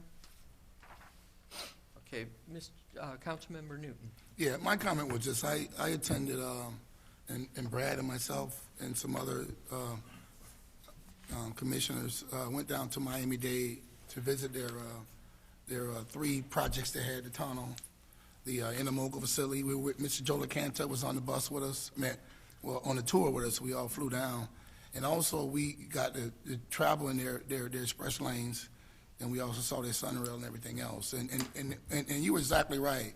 When we had lunch with Representative Congressman Micah, in that room around that table was every single player, every single entity, all going one direction. And because of that, they had not 1, not 2, but $3 billion projects coming out of the ground as we were there. So the cooperation and the moving forward together with one vision is imperative. And the public-private partnership, that's the way they're funding it and getting it done. It's already been done, so we want to reinvent the wheel. I understand some of Dan's comments. He's exactly right. We have 175 and 375 going through St. Pete, but it does not prohibit us from doing an express service on the surface level road to Williams Park, and then getting up on the express, the interstate, to go from there, because there won't be any getting off. It'll be just lanes from 175 on out to a gateway area. So nothing stops it from there. It might prohibit from South St. Pete, but that's been a major concern all through this. You have residents down there that would like to be able to have transportation options, and that's not provided for them. And I don't think that the problem about they wouldn't pay, because I find that as a misstatement. Commissioner Welch is exactly right. I was in those 4-lane parking lot coming here too, moving 2 miles an hour. So you're going to get the same thing. But hopefully, if we can do an express service from 54th South with limited stops down to Williams Park or whatever downtown intermodal center we may have in the future, and then have a express service going from that, getting up onto the interstate, then there won't be that problem of getting off on 375 and the other problems that they have. And I'm really excited to hear that you have money for acquisition, because that's what you're going to need, you know. But I think it's a great idea. I think it's the people that really want it and depend on it will pay for it. And we want to worry about doing nothing because people don't want to be taxed to do it. Thank you, Councilmember Newton. Mayor Bajalski, and then we'll back to comments on the letter. I frankly wanted to make a motion about the letter. All right. I would like to move that we endorse the letter with any further comments that might be given. Second. To FDOT. And then I had some comments about the letter. All right, go ahead. The planning committee talked about this quite a bit, which is why the letter was created. We were concerned, as Brad tried to lay out a little bit, but the main two things were who was paying for it, how it was going to get paid, and what was the expectation of that. We've had no dollar figures given to us on how much this is going to cost. So that was the big question. And then the other question was that with this stopping at the Gateway area, it felt like a lot of Pinellas County was not getting served. So if we were going to be pitching in a lot of money, it needed to continue on into our highway system. So that was the main reason for this letter. I'm sure we're all very open to any additions or corrections or anything else that you might have for the letter, but we wanted to make sure that it was in the official record. Thank you. And I would just comment that Mayor Brzezowski was reelected as chair of the planning committee. And while I'm there, Joe Barkley, vice mayor from Bel Air Bluffs, was chair of the finance committee. So, and now back to Councilmember Rice. Thank you, Chair. My question about the letter, it's the second bullet point on the back page. It's clear from the letter that what we're asking for is the inclusion of express lanes all the way down to 54th Avenue South, and that a second priority is that until those express lanes can be extended, that we would like them to prioritize shoulder lanes from St. Pete across the Howard Franklin Bridge. And then thirdly, and this is where I just need some clarification, we ask that they prioritize bus facilities over more auxiliary lanes. And that was the part I don't quite recall what the discussion was at the planning committee in terms of the creation of bus facilities, and what exactly did we mean? Where are we going with that? Cassandra. Better answer that. Hi, Cassandra Borchers, Chief Development Officer. There's a study that the department is looking at from 54th Avenue South to Gandy to look at a lane continuity issue. And so when you drive that, you notice you've got to go from lane to lane because they become exit lanes. And so they're trying to straighten that out. In the concept of straightening that out, if they add more pavement, it will feel like to you as a driver that they are adding capacity, but is not called capacity in the FDOT world. It is called an auxiliary lane. So when you are coming off one exit and you go and you have to get out of that lane, otherwise you'll get off on the next exit, that is considered an auxiliary lane to them. So in their world, they have funding for capacity and they have funding for operations. If they fix the operational issues and it in essence creates this feeling of more capacity, it may solve a traffic issue that then in turn doesn't get us an express lane because of their traffic numbers. And so it is I'm sorry that it wasn't a very clear, non-technical answer, but So what does the letter mean by saying that bus lanes should be priority over auxiliary? That they should put the capacity for shoulder running buses in advance of solving those operational issues. That's very helpful. I guess my question is, what exactly do we mean by bus facilities? Because when I hear facilities, I think of buildings, not shoulder running roads. Am I right or wrong? I think my intention was to mean that bus lane, that whether it be a shoulder running option. Okay. Okay. Yeah. So a facility for buses. Got it. Okay. Thank you. Mr. Diamond? I just had a follow-up question along those lines. First, I want to thank the planning committee. I think it's great that the vetting that you guys did on these issues and identifying it, putting them in a letter. Is the shoulder running bus option, is that a safe option? I haven't seen that before, but I'm sort of new to this world. It's implemented in a number of other cities. I mean, obviously there are safety and compliance and a whole bunch of issues that need to be addressed, but in Washington, D.C. area, and Minneapolis, and all throughout the West, it works. Okay. It's often only, it's not 24/7 usually. It's when, sometimes it's only in place when the traffic gets to be like below 30 miles an hour, meaning there's traffic congestion, then the bus is allowed to go onto the shoulder, stuff like that. Okay, but if the Florida Department of Transportation took our feedback and said we are going to extend the express lane south, then there would be no need for the shoulder option. Is that right? Okay, I get it. Thanks. All right, other comments from board members on the motion? Any additional comments from the public? If not, we have a motion and a second to endorse sending a letter. All in favor signify by saying aye. Aye. Opposed? Thank you. Is there anything else on this agenda item, Mr. Miller? Okay. May I ask one question, Mr. Chairman? Yes. So, Lee, what's the next step after the public hearings? This is what we're holding right now are workshops to get input just like we did today.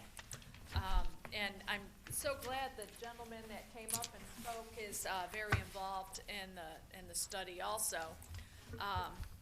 After this, what we'll do is go to a public hearing in the future, probably later this summer, to get more information, to look at our alternatives in greater detail, and then from there, look at funding design, construction, and moving it forward. But again, all the funding has to be in place. Okay, but so public hearing we still this need to summer. meet all the requirements, and we want to get that public involvement because it's for them. So, Thank you. great, thank you. All right, next item is the revised PSTA financial forecast development. Mr. Miller. Okay, good morning.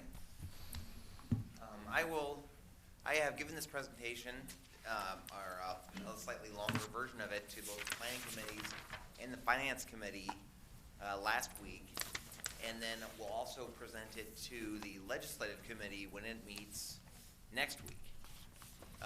The reason for the reruns is because we are focused on this February 18th workshop about the future direction of PSTA and our finances.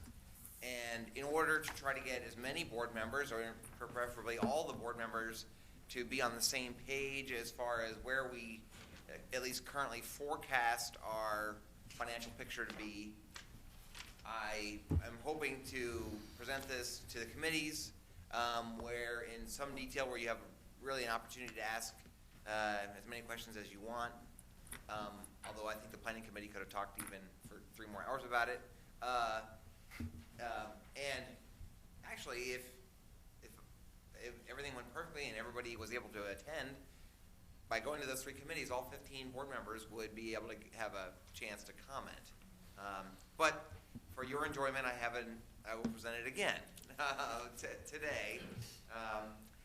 Again, this is all to kind of give you background to prepare for the workshop on the 18th. The workshop is going to be at the St. Pete College Epicenter there on Ulmerton, off of Ulmerton. And it's currently scheduled all day, 9 to 3. Hopefully it won't last that long. But the idea really is to orient the agenda around having as much dialogue amongst the PSTA board members, given this financial information and the feedback that you all are providing to the facilitators in one-on-one interviews.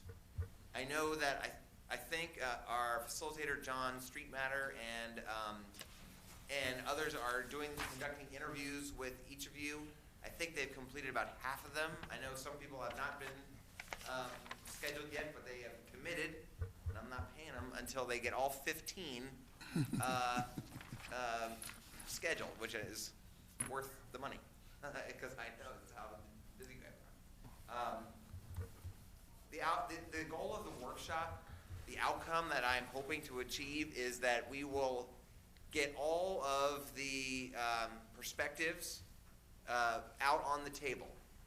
Probably not, it's not a decision-making meeting. That's why it's a workshop. But it is, I have heard from, I participated in some of the interviews myself and heard a number of different perspectives from board members, also from folks outside the PSTA board. There's lots of different perspectives. The legislative committee is conducting one-on-one meetings with each state legislator from Pinellas County as well, and they're providing input sort of post green light, and then where they see PSTA moving forward. So that's sort of the path forward. Right now we only have scheduled one workshop. It's not a series of workshops, at least at this point, although we might choose to have more workshops. The idea really is that we would work through we would have the workshop as sort of a dialogue opportunity, maybe more than one, but then we'd also work through our committees. The planning committee, looking to the future, developing our budget for the next year, which the draft is due in June, so this is going to happen this spring. And the finance committee, which is going to be very involved in looking at the way we operate our current system. And some of the decisions I'm going to just quickly talk to you about as far as contracting out more services to the private sector and revising our capital plan, etc. Of course, I'm going to highlight that we have an operating deficit out in the future, not immediately, but out in the future. That is largely capital, and at least in the past and currently, the capital program at PSTA is funded by the state and feds, not so much by the locals. And so there is very important opportunities for us at the federal level and at the state level, like the discussion we just had about the express lanes, but also with the federal government. The current authorization expires May 1st in Congress. Congressman Jolly is on the Appropriations Committee for Transportation. So it's a great opportunity that we have. So what I'm going to try to quickly inform you about is our current financial forecast for PSTA. Run through, refresh our memories on the adopted plan for our new service, which is called the No New Revenue Scenario, and sort of put this in a framework of decisions that are going to come back to the PSTA board, again, over probably about the next 6 months. The adopted No New Revenue Scenario was created as part of the Greenlight process, the Community Bus Plan program, in the event that Greenlight Pinellas did not pass.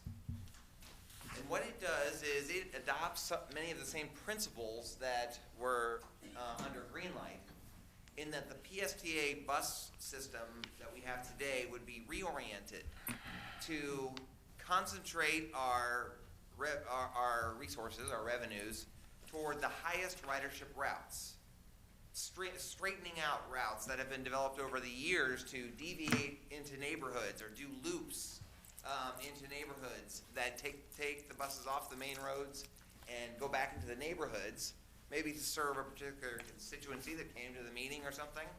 But those would be eliminated over time and straightened out. So the folks that could get to the bus, it might mean walking more, but they could get to the bus and they could get from point A to point B faster because the bus would be straight on the main roads.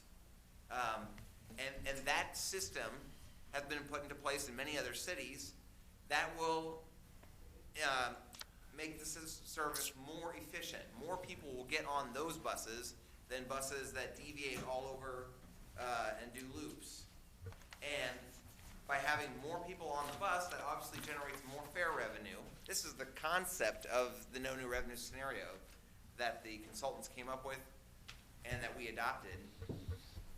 Obviously, no service pays for itself, but the more fare revenue we can get, the more resources we have. It still is a substantial source of funding for our bus system, and we want to maximize it so that we can provide as much service as we possibly can. However, the takeaway of the no new revenue scenario is still a substantial reduction from the total amount of service we have out there today. That's the takeaway. It is a more efficient system than the one that has sort of organically evolved over the years at PSTA, but it's not necessarily better. It is again, more efficient, but it is a cut to nearly every service from what we have today.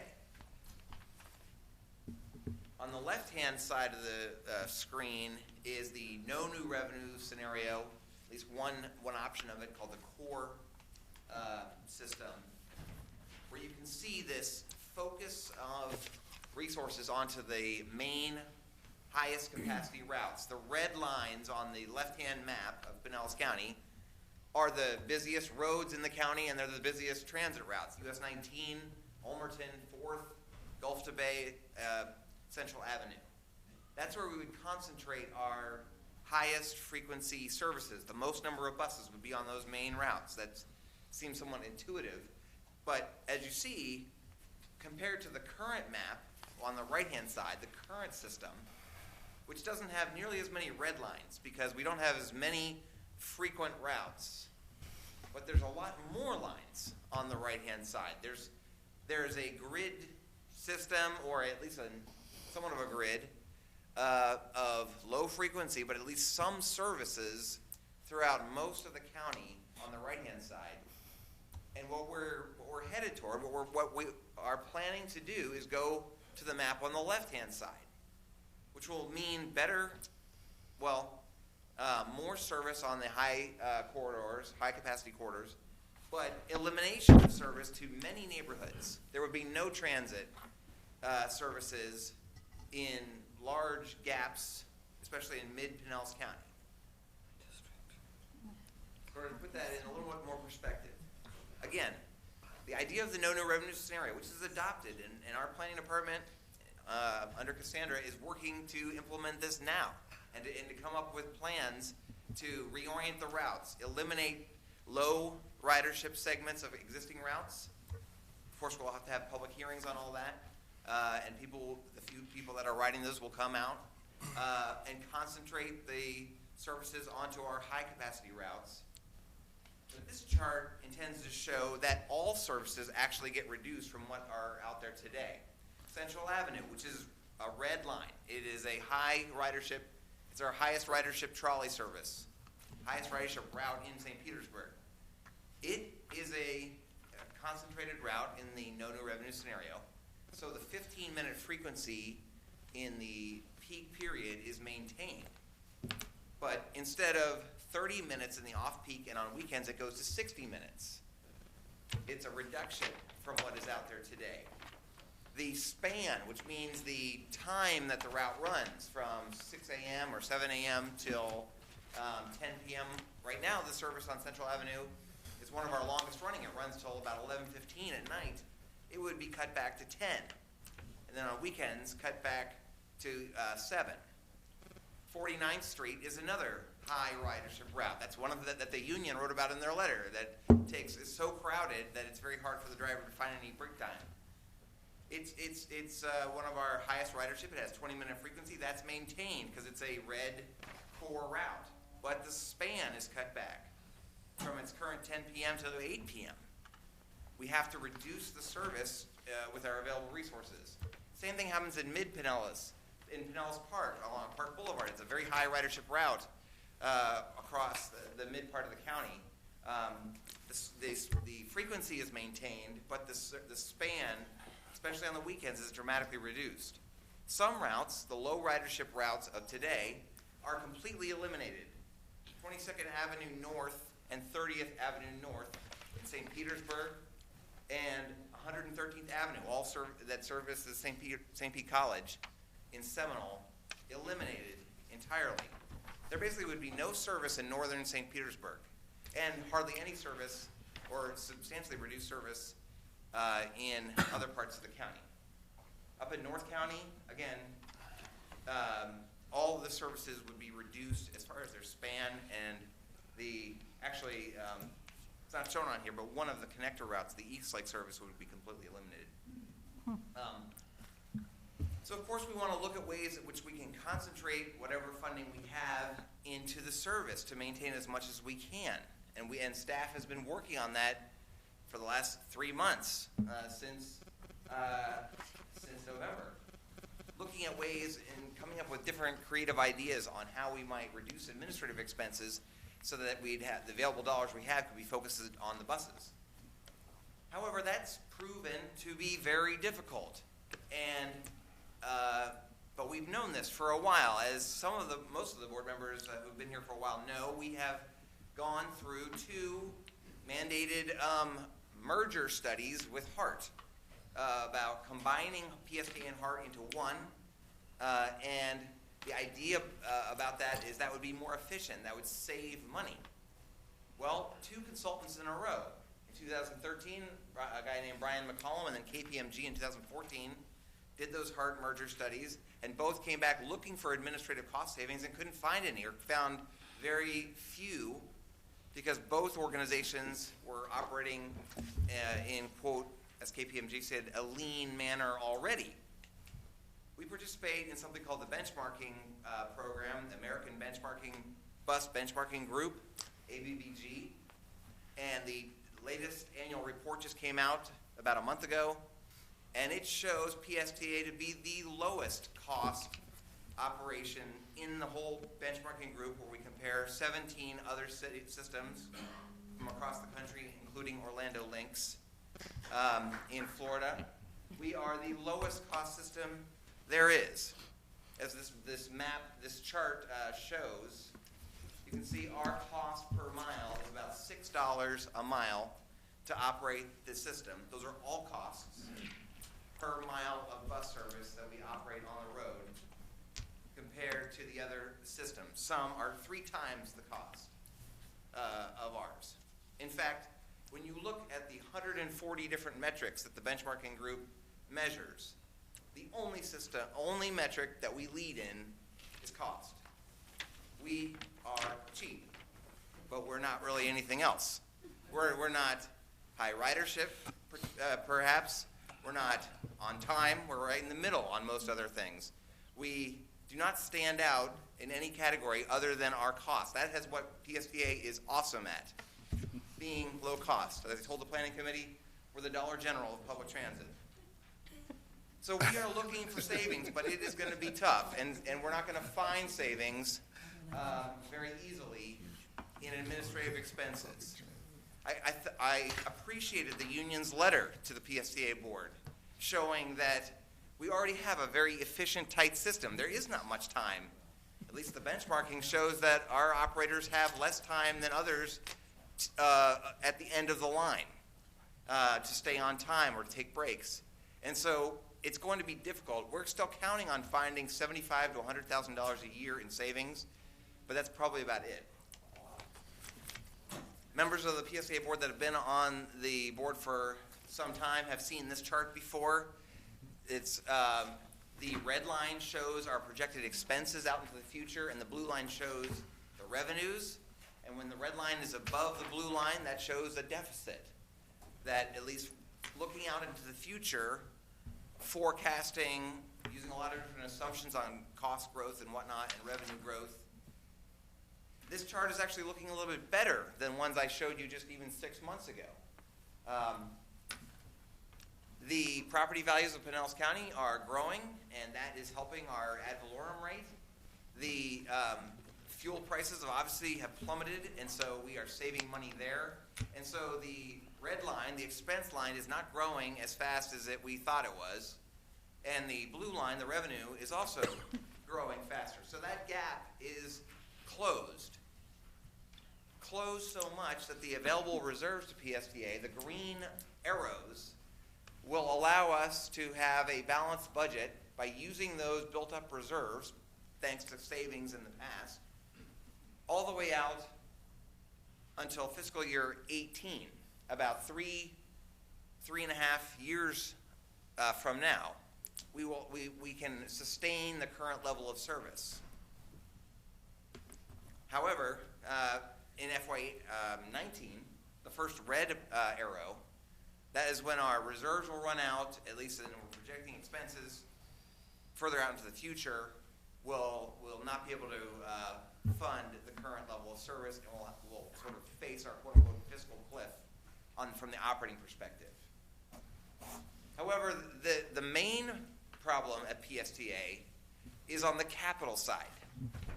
When you add the capital deficit just to replace the current buses we have today, the 200 buses we have today, and when they come due, this chart becomes unsustainable. If we continue down the path that we're on now, where we replace buses every 12 years, which is what the federal government and the buses are rated for how long they're supposed to be used for, we will face a massive deficit in FY18 of something on the neighborhood of about $60 million. That's because almost every bus that you see out there in Pinellas County, certainly all of the blue buses from the older fleet, were all bought by earmarks, thanks to Congressman Bill Young. In the past, and this is across the country, but Pinellas was blessed by having Congressman Young be chair of Appropriations Committee for so long. Those buses were all paid for by very large earmarks that he was able to secure. And every system I've worked for, in every place across the country, that's how buses were bought. That's how trains were bought. Earmarks. Well, Congress, as you know, has sworn off earmarks. Earmarks are bad. That happened a few years ago. We kind of limped along for a while because that money didn't go away. Congress didn't want to earmark it, so the administration, the money just went over to the administration. And they created different grant programs where bureaucrats in Washington allocated the money. And we were somewhat successful at getting some buses that way. But now, under MAP 21, the recent federal authorization, even that was eliminated. Republicans in Congress wised up and said, we don't want the administration allocating the money, so they just zeroed out the line. So now there's no earmarks and the money is gone. There is no money for bus replacement, at least in the current authorization. Now that's one of the number one priority of APTA, the American Association of Public Transit, is to restore some bus funding in the Congress. They actually increased the rail funding, but they eliminated the bus funding. Congressman Jolly is on the Appropriations Committee. I've already spoken to him about this issue, and he's committed to, he understands that it doesn't make so much sense. So that's into the future. Again, we have a relatively small operating problem. Again, not immediate, but out into the future. In fact, I think it has gotten so much better with our financial forecast on the operating side alone, that with some of the things the PSTA can do, or the PSTA board can do, we can solve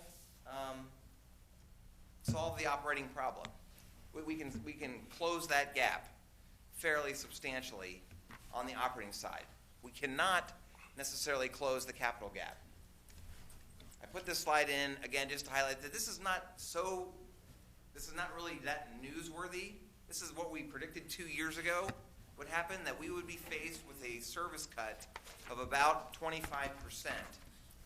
Not immediately, but out into the future without the passage of green light. So I have a number of recommendations that I will bring back to the PSTA board, focused on the capital, on how we might be able to reduce that deficit on the capital side. Some of these are not very easy to recommend, but they are ways in which we might be able to get the capital program down to a more manageable level. Number one is assume that earmarks are not coming back, although there is some discussion that Congress appreciated earmarks somewhat, where they get to allocate the funding.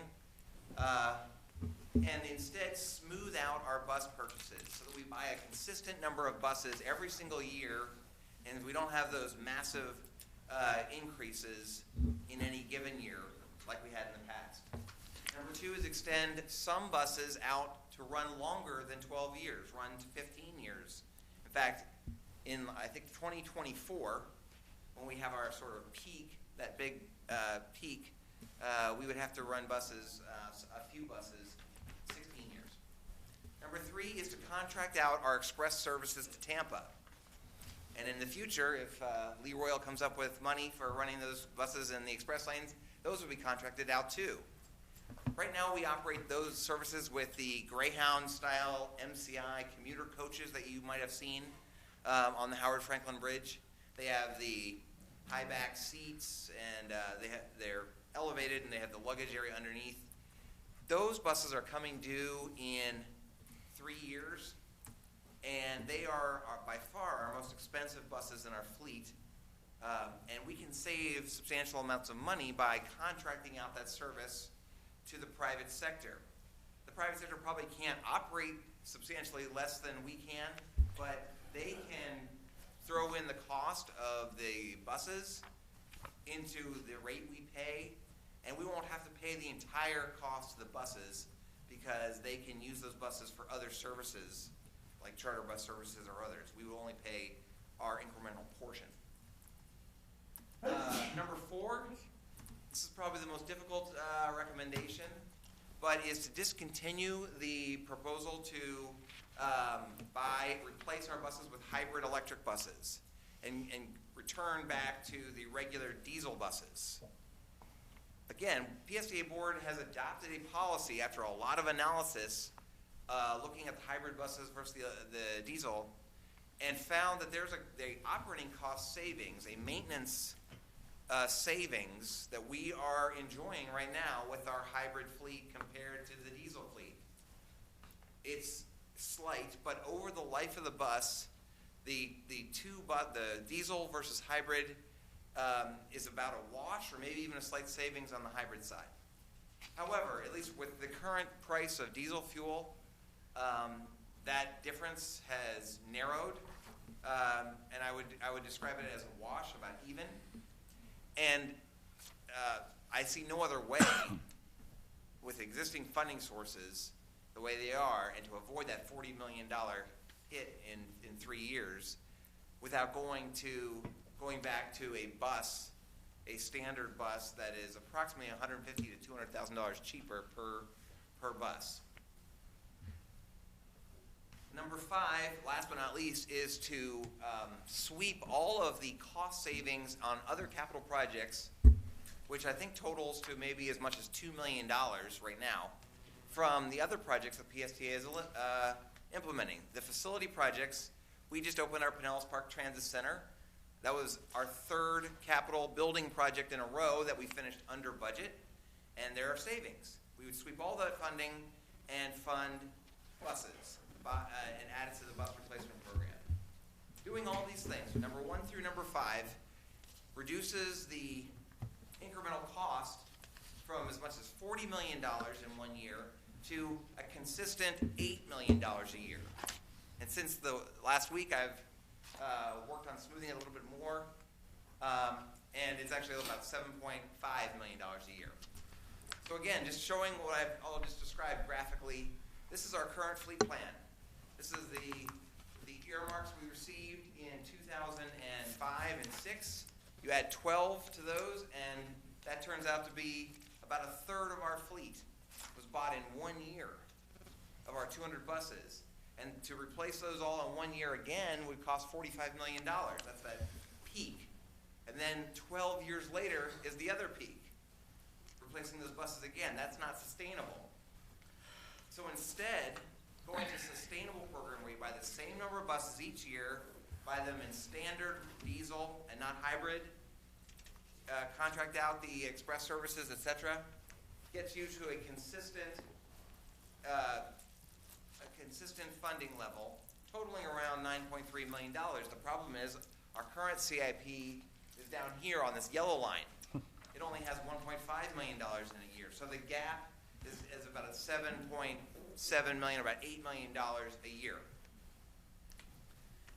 So now, if PSTA board would approve all those changes, the combined operating and capital gap of PSTA is shown by this chart now. Again, it's approximately a $2 million operating gap, but not immediately in 3 years from now. And then it's roughly an $8 million gap on the capital side. Again, not immediately, but in a couple years. And as this chart shows, combined together, we would still be able to fund FY16 next year and the following year before we would run into our deficit. So wrapping up here then where we're at today, there are some other things in the toolbox that PSTA might choose to do that can narrow this gap substantially further. Number one is there is still some, PSTA is not at its ad valorem cap of 0.75 mils. We are at 0.73 mils, and we could maximize our ad valorem tax revenue, which would generate about $900 and some thousand a year. Number two is we can take current in-house advertising program, which is relatively limited to the backs of buses, and contract that out perhaps to the same contractor that it advertises on the sides of Hart buses, and increase the amount of advertising on our buses. That generates a surprisingly substantial amount of additional revenues. Number three is we can implement a fare increase this coming October 1st across the whole system. This will be an extreme challenge, but it is the number one thing on this list as far as the total amount of revenue that we can implement.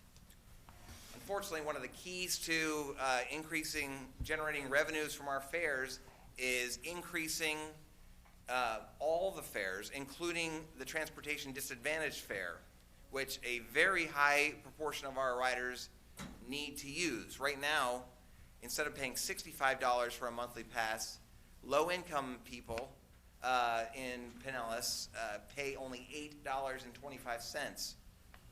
And I'm not looking forward to going back to the Homeless Leadership Board and to Mr. Dillinger coming to our meeting and saying how we are increasing that fare. But that is, those folks are paying a substantial portion of that funds. Number four is the administrative cost savings that we obviously need to implement. I don't know if that will be substantial. Number five, and this is sort of an immediate thing, is look to other sources for bus capital funds. Out there, there's a program called STP funds, Surface Transportation Program funds, that are for capital only, but they are multimodal funds that the Pinellas MPO has the ability to allocate to highway projects or to transit projects. And we've been doing a little bit of research into this because, again, this issue about our capital program is not something that the PSTA board did or not something that anyone did. It's the earmarks going away. The feds did, and that is affecting every transit system across the country, including all those in Florida. So I asked the question, how is Hart funding their bus system? How is Orlando Lynx? And the answer is these STP dollars. Hart gets $5 million or more a year from the Hillsborough MPO in STP dollars allocated to bus replacements.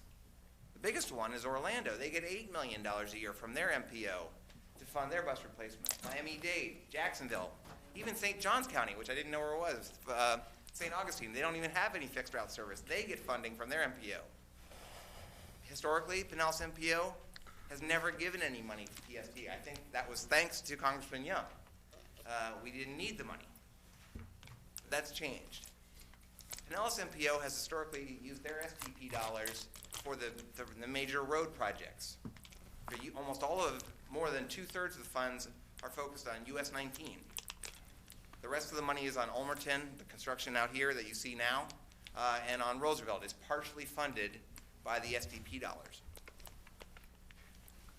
Apparently, we found out that the MPO next month is talking about their future STP allocations. So there are 3 PSTA board members, including Commissioner Eggers, who's not here today, on the MPO. So hopefully that we will be meeting with staff to discuss this, about finding a way, and it's a good opportunity time right now because the current priority list of the MPO, many of the road projects are actually completed and are falling off the list. And there's going to be discussions about coming up with a new list of priorities on the STP program. And then last but not least is number 6, sort of ramp up in any way we can our advocacy at the federal level and perhaps even at the state level with Congressman Jolly and others to ensure that Congress understands the obvious need to buy buses and replace the buses we have and the role that they can play in that. So that sort of concludes my at least existing brainstorm ideas on ways in which we might be able to narrow our current gap, our sort of fiscal cliff in FY18. But of course, there's a lot of discussions, and I know a lot of the board members have had discussions, at least those that have already had their one-on-one meetings, about ways we might improve the service. Not just maintain what we've got, but actually have better service. You heard a discussion about the express lanes to Tampa and the service that might be better there. Again, I think the one takeaway, at least that I've learned over the last 3 months since Greenlight, was that we need to look at our service in an incremental way and to come up with an incremental way to improve the services where we can, using FDOT's term, with partnerships perhaps, instead of necessarily implementing it all in one shot, like the Greenlight Pinellas plan. We have developed, over the last couple of months, a route performance monitoring program, basically an ability to score each of our services, in fact, even new services, and rank them based on their ridership and revenue. So that will be another tool that we will lay out before the board that you will have when we're looking to make changes. And last but not least is to look at different ways in which we might incrementally fund some of the enhancements, some of the bus rapid transit network that we've talked about on Central Avenue, or from the Clearwater Beach to the airport along Gulf to Bay, or the I-275 express lanes.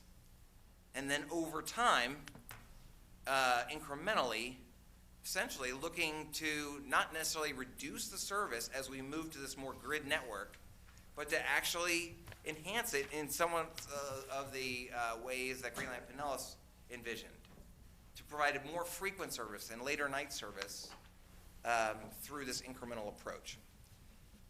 That's probably much more information than you can digest, but please ask any questions and talk to the facilitators, and we'll reconvene on the 18th. Questions for Mr. Miller? You have a magic wand. Thank you, Mr. Chairman. Thanks again, Brad. Saw that at the Finance Committee, and it was very well presented then as well. But just to refresh my memory, your budget scenarios did not anticipate a millage increase or a fare increase. Those were flat for your... Right. Right, okay. These charts and the deficit I described doesn't include any of those things. Okay, thanks.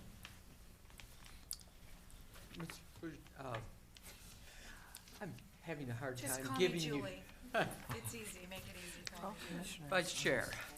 I just wanted to let everybody know kind of some of the questions that came up at planning and what our dialogue was, which might help in this discussion process. Kind of as Brian said, the forecast is based on as is, everything as is. Today's service, today's funding, just to give us an idea and kind of get a sense of where we're going. So we saw the operating and the capital reduction proposals. There was a lot of dialogue about some of it. One of the comments of the majority, not everybody, but the majority of the planning board was, there was a concern about a unilateral elimination of hybrid buses. And so we wanted more information on that. This is what alternative that might be. We were concerned about that. Yeah. We also talked about the need for, there were funding options here that were not mentioned. So I won't get into all the things that we talked about, but obviously there needs to be more discussion and maybe a full-on analysis on what those other funding options might be.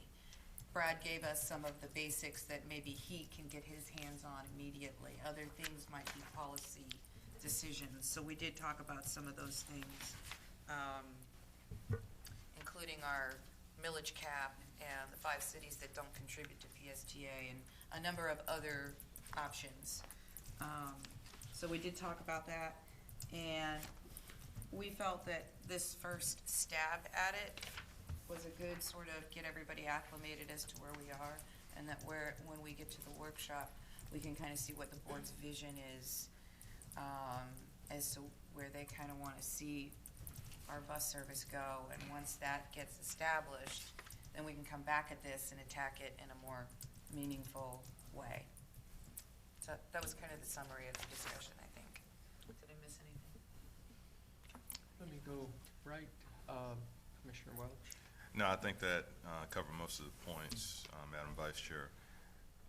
And I guess we'll get into the discussion at the work session, so I won't go through everything that I have written down here. But one thing we did say is we want to get all your baseline assumptions in the spreadsheets, all the details that went into that. I mean, you've got some pretty sharp cost increases out over time. We need to know what's driving that, what assumptions you're using for inflation or other increases that are driving that curve up. In terms of your timing, are you proposing any cuts for FY17? I guess we're in FY15. We're in FY15. We're in 15. So for FY16, are you proposing any cuts? We are proposing, and included, assumed in the plans, are service changes that go toward the no new revenue scenario. They are service changes limited to those that were under either option of no new revenue scenario. And they're relatively minor, but and we'll have those at the workshop. Okay, that gives me a lot of comfort because the map that you showed, of course, was a no new revenue core service that eliminates a lot of the coverage. You're saying you're not going to that. You're doing changes that were in both the geographic preservation and the core. Yes. Okay. And I guess the last thing I had a note here was, have you taken another look on the hybrid? You're saying it's a wash basically over time, but if you went back to the diesel, you're not having that huge capital cost at the offset when you purchase the vehicle. Right. Well, you've talked about CNG over the years, and it's never costed out for us, but Hart is going to CNG, right? They are. And is it time to take another look at that and see if that makes more sense now? I think so. The issue with CNG, there have been some technological improvements, so I think it might be a more viable option for PSTA in our long linear county. That was a problem in the past, is that the amount that you could drive a CNG fueled vehicle was less per day without refueling than a diesel, but that has somewhat changed, I've been told. And how is Hart doing it, though? They're a bigger county than we are geographically. Hart has, it's a much bigger county, but they only really service actually a smaller area than we do with their transit service. They don't really have any service out to Plant City or into many parts of Hillsborough County. They're pretty concentrated. Their routes are much shorter on average than ours are. So that would make CNG more viable The biggest issue is essentially about a $5 million one-time upfront cost to build a CNG fueling station. And what happened was Hart built theirs with their stimulus dollars that they received in 2009. They spent $5 million on their facility using stimulus funds. We spent our similar amounts of money on the real-time program, which has been very successful for our customers. So that's basically how they did that. But looking, and this came up at the planning committee, looking at other sources, other grant fund, other possible sources, maybe even outside of transportation that might support hybrids or alternative fuel vehicles, maybe from a health or other way. We have started to look at that. There are some exotic pots of funds specifically for CNG. That does seem to be the sort of flavor of folks, especially even in Tallahassee, there's a program that helps subsidize CNG buses. So I think it's something to look at. If we could get $5 million from some source to build us the facility, it might actually save us money on the ongoing bus. So then what type of vehicle do you purchase if you've got CNG facilities? What are the prices of those vehicles? It's basically the same bus that we have now, but instead of, like, you can buy Gillig buses in the diesel, CNG, or hybrid. And what's the cost of CNG versus hybrid? I think it's around $30,000 to $40,000 upcharge over the standard diesel instead of $200 for the hybrid. All right. Thank you, Mr. Chairman. Vice Mayor Barkley. Thank you, Mr. Chair. Brad, we enjoyed your talk on this whole financial issue during the Finance Committee hearing, and it's good to hear it again and have everyone hear it. It's unfortunate we don't have a lot of press or anybody else to learn some of the impact of the recent election. But in any case, my concern is that we are a public agency, and we have a social responsibility as well. And one of the reasons we chose diesel-electric buses is because of the environmental concerns associated with the operation of those buses and the amount of environmental benefit that they entail. The second thing is, if we continue to cut service, then we're driving many of our riders to other alternative transportation, like cars, which are much more polluting and also increase costs for individuals. And the second thing is that we have an obligation, social obligation, to service our ridership. And so I'm concerned also about the concept of service reductions as well. So we need, from my perspective, to look at other ways to find funding to continue to service our clients and continue to preserve the environment.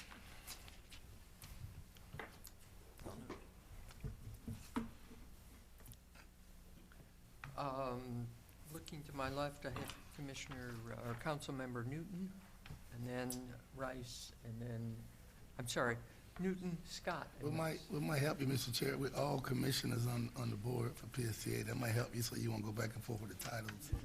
I know you're struggling with that, but two questions. Number one, Brett, what is the cost of CMG First Digital as an operation and maintenance? What's the benefits, pros and cons?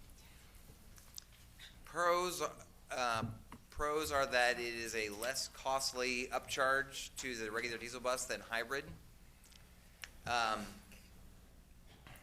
don't think it's a pro, the forecast for ongoing prices of fuel versus diesel. I haven't seen that. I mean, CNG rises and falls pretty similarly to other fossil fuels. Cons are obviously, there is, as Commissioner Barkley said, the hybrid is the least emissions of any of the choices. There are some there's some types of emissions that are less on CNG than diesel, but in terms of NOx and carbon, it's actually more. So, each industry calls themselves clean and green, but when you look at the total emissions, it's clear. Not running the engine and running an electric motor is the greenest transportation option. However, and Commissioner Barkley's points are very well taken, and they were mentioned at the Planning Committee as well. It's not a recommendation I like to make. But if you are looking at the program now for the first time in PSTA's history as operating and capital, and not assuming the feds are going to come to the rescue on the capital, but saying that's all our responsibility for all of it, then it is more environmentally beneficial to run a bus, a diesel bus, down the road than no bus, and make people drive. Unfortunately, many people don't even have the opportunity to drive, as you mentioned, and so they're going to be walking or riding a bike or not going at all. As you look in, as we speak about CNG in partnership, I know the city of Clearwater have their own facility.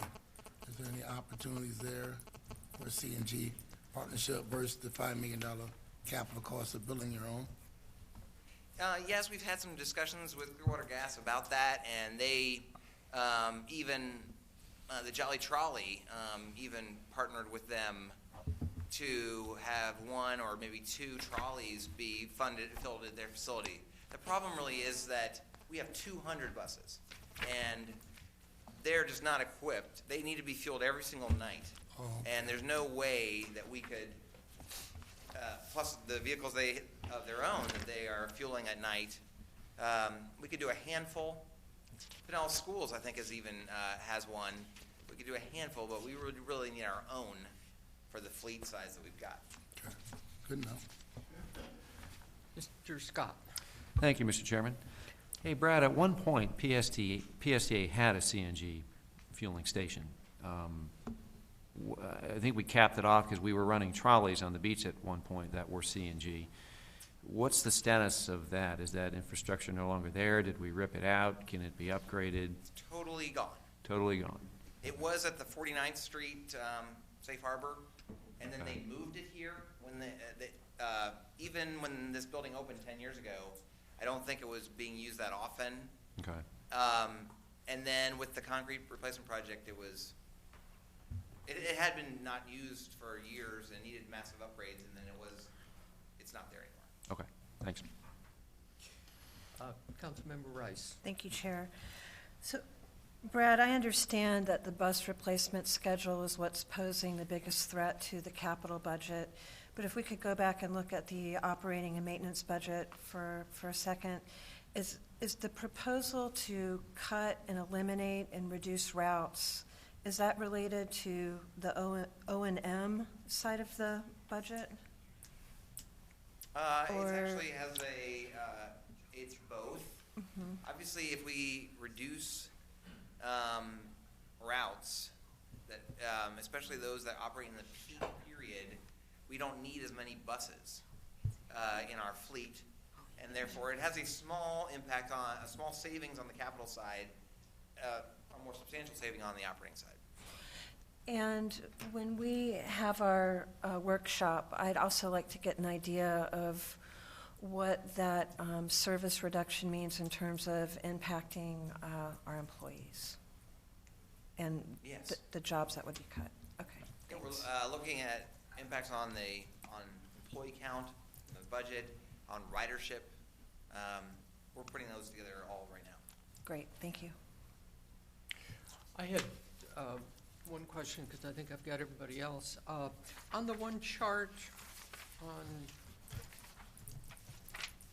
you showed a increase or a reduction in the costs. This is on page 54, where, no, I'm sorry, you're increasing the costs on the capital chart, Yeah.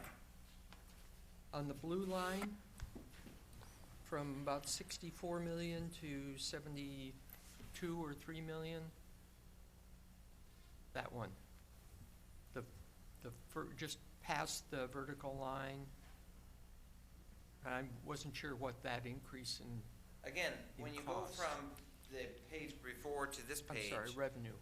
you're adding the operating cost of about 70 million or so, or But it's additional. 65 million to the capital. So all expenses are on the red line, operating and capital in this chart. And all revenues, operating and capital, federal grant revenues we receive and the operating are all combined in the blue line. So that's why they went up, because there is some capital money.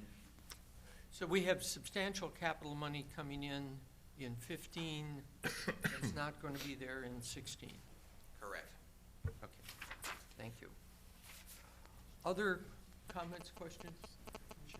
Just to follow up, so what's the source of those capital funds that go away between 15 and 16? Those were primarily a one-time receipt of federal discretionary dollars from the FTA administration. Again,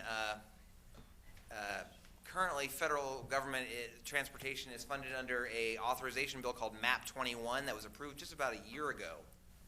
And it was only approved for about 15 months. They've been extending authorizations for a long time now on transportation, mainly because they can't identify a funding source. And they cobbled together some funds and approved MAP 21 for only, I think about 15 months was total.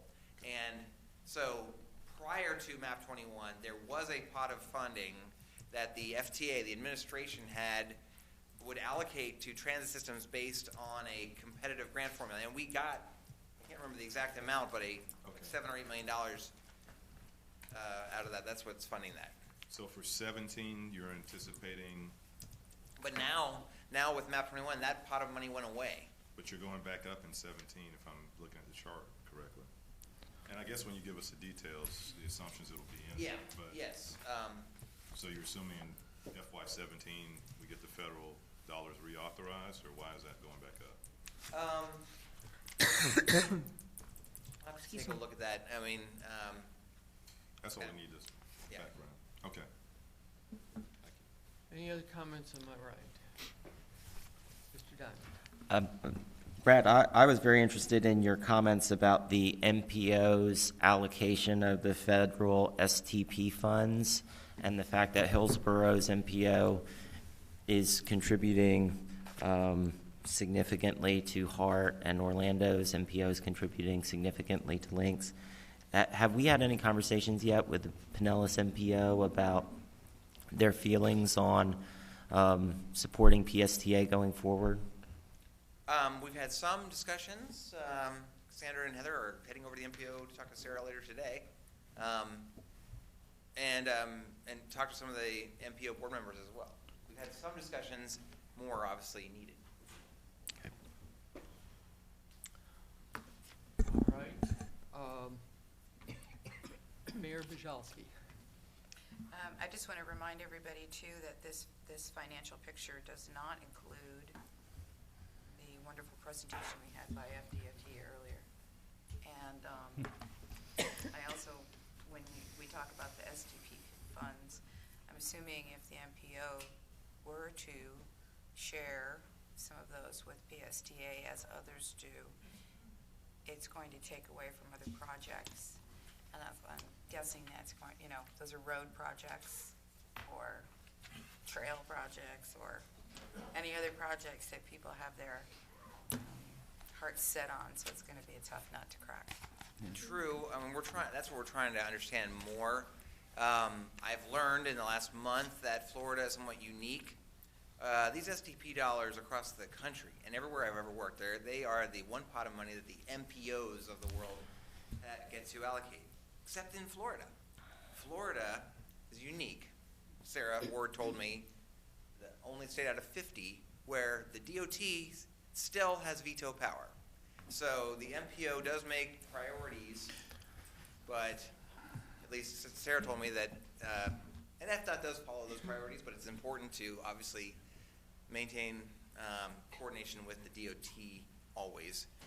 And it's an opportunity right now because a lot of the road projects that have been on the STP Pinellas list for a long time are being completed. The Gateway Express project that the governor announced a substantial new money for that is now being constructed, that came off the STP list. And so there are new projects that Found money. that could go on the list that I'm certain people have their eyes on, but I don't think we'd have to take away from any existing project. I'd just like to note that Attorney Zimmett has another meeting that he had to leave for, and we welcome Nicole Nate, who is also from his firm, to watch over us for the remainder of our meeting. Thank you. Tagged him out. Commissioner Long? Yes, Brad, to clarify, the STP funds, do they go from the feds to the state, correct? Correct. And are they allocated then to DOT? In other words, what I'm. DOT, Yeah, FDOT. So And then the FDOT uses each individual MPO's prioritization list or allocations to allocate those funds to the different projects. So then,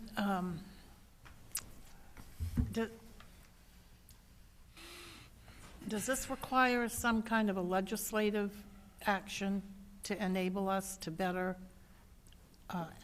access those funds? No. See, that this is the one pot of funds that the DOT, that the legislature does not allocate. They leave this allocation up to the MPO, up to the No, MPOs. but I understand that. My question is, if we are the only state that operates this way, how did the rest of the states manage to be able to work differently? I don't know. That's a good question. I'll try to find that out. I mean, it's in the federal legislation that the MPOs, that this money flows down from Congress to the locals to make local multimodal decisions. That's why they're called flexible funds. This idea came up back in the 1990s, I think, is that they shouldn't necessarily have silos, right? They shouldn't be highway funds, transit funds, and so they came up with this thing called surface transportation funds.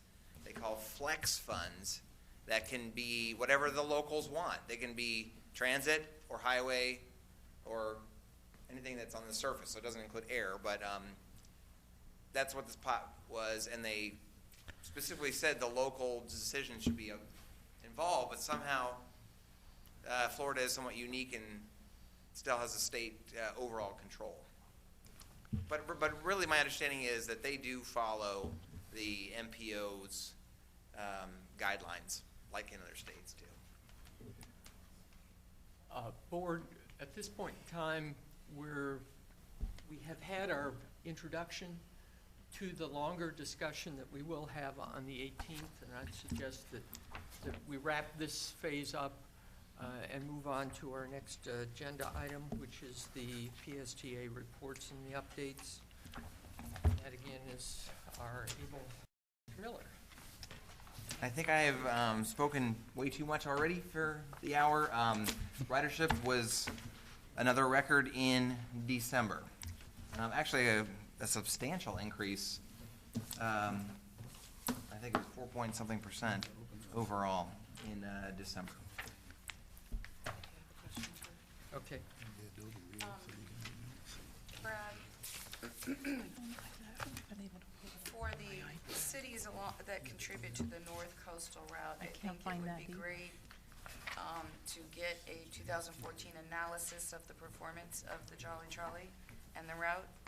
That was being done there for a few years, and we were able to even see which communities were getting the best bang for their buck, and it just sort of, I think when Denise left, it sort of went to the wayside, and so it would be nice to get some type of a report.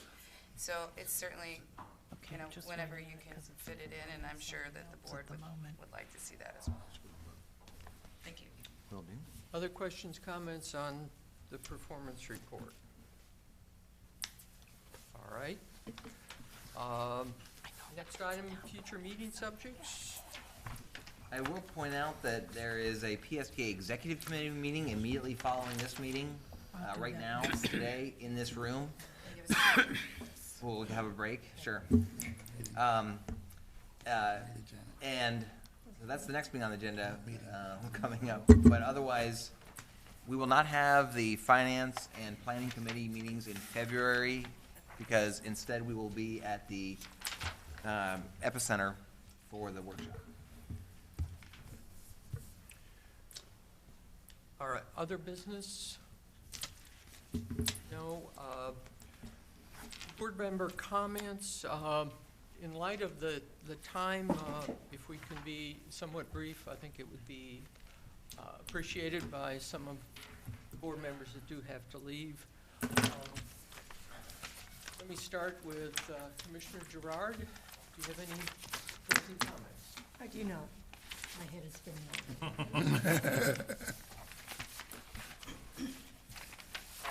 Mayor Beavis? No, welcome to the new PSTA members. Look forward to working together and really looking forward to the workshop. A lot of great information came out today that we need to chew on and obviously the budget.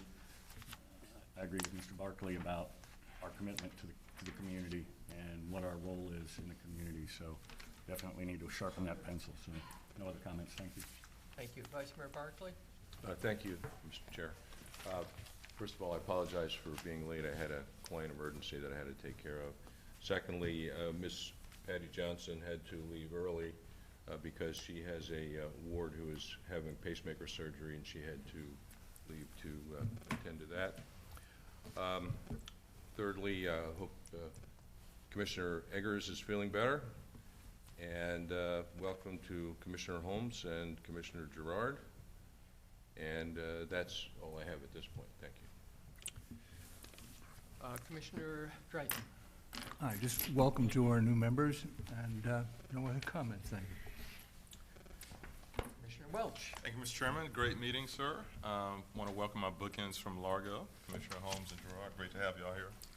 Looking forward to the workshop in February. Okay. Commissioner Holmes. No comment. Thank you. Mr. Diamond. I have no comment, thank you. Mr. Scott. Just welcome to our new board members and look forward to seeing everybody on February 18th. Councilmember Rice. Yes, so welcome to our new board members, Commissioner Gerard and Commissioner Holmes. Look forward to working with you. Also, just briefly, I wanted to say how great it was to start the meeting with the acknowledgement of our bus operators, Kirsten Chadwick and Alicia Roman. It was a reminder that our bus operators deal with many more circumstances, emergencies, and judgment calls than perhaps we ever realize, and I'm very thankful for their service. Thank you. Councilmember Newton. Thank you, Mr. Chair. And I also like to welcome our new board members, Commissioner Gerard and also Holmes, and glad you're feeling better, Mr. Beavis. And I want to, I'm just going to read the names off. It's 50, this is the biggest ever, 55 employees that receive accommodations, 57 counting the two that received it. I just want to run these names off real quick. 48 bus drivers, 6 customer service rep, and 1 transportation supervisor. Robert Olligood, 2 accommodations. Scott Barber, that's the 1 transportation supervisor. Adrian Battles, Todd T. Bakley, Pat Benelick, Joseph Calario, he had 2 accommodations. Betty Chappell, Jessica Cosme, Sarah Coy, 3 accommodations. Joshua Cromati, Andrea Daly, Larry Davison, Lori DeBlake, Harry Delsotos, probably messing that one up. Michael DeSinju, Arlen Ellis, Donna Fry, Jeffrey Grisby, she had 4 accommodations. Asia Holmes, Claudison Jocelyn, 2 accommodations. Michael Johns, Charity Jones, Irvin Jones, 3 accommodations. Ray Jones, Darlene Kennedy, Marcus Kincaid, Kenneth Kincaid, Andreas Mills, Kirst Nandela, Eugene Noble, Rodney Paul, John Pelamento, Melissa Petz, Tyrone Ramsey, Ira Roberts, George Rodriguez, 3 accommodations, Vivian Rodriguez, Evander St. George, Philip Scott, Alan Smart, Leon Smiley, Johnny Sprackley, 2 accommodations, James Salter, Michael Thomas, Dave Taylor, Vance Wagner, 2 accommodations, John Williams, Mike Worley, Natalie Wright, Patricia Beck, Terry Evart, Dorothy Garner, Sahada Hamid Thomas, Danielle Rogers, and Jonas Simon. Also, I want to, I take the point of privilege of my colleagues to send condolences out to one of our former city council members. We lost Councilmember Ernest Williams yesterday. My prayers and thoughts go out to his family, and hope you guys keep the family uplifted in prayer also. Thank you, Mr. Chair. I have no comments, just really looking forward to the collaborative lab. Welcome to the new members. I look forward to working with each of you and hearing what this new group of folks, what their vision is for PSTA going forward at the workshop. Thank you. I'd like to especially thank the members of the public that came to this meeting today, as well as welcoming the new members of the board. As the executive director indicated, the executive committee will be meeting following this. And report that the day after Christmas, I spent some time riding the US 19 route in North Pinellas, and I was pleased to see between 14 and 22 customers riding the bus during that period of time. It was in the middle of the morning on the day after Christmas. I thought that was pretty good. And finally, I'd like to invite any members of the public to provide suggestions or comments that can be distributed to the board prior to our February 18th workshop. And with that, if there's no other business, the meeting is adjourned. You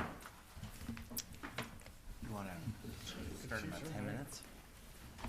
Yeah, let's take a 10-minute break before the executive committee. Brad, are we going to have the people from the...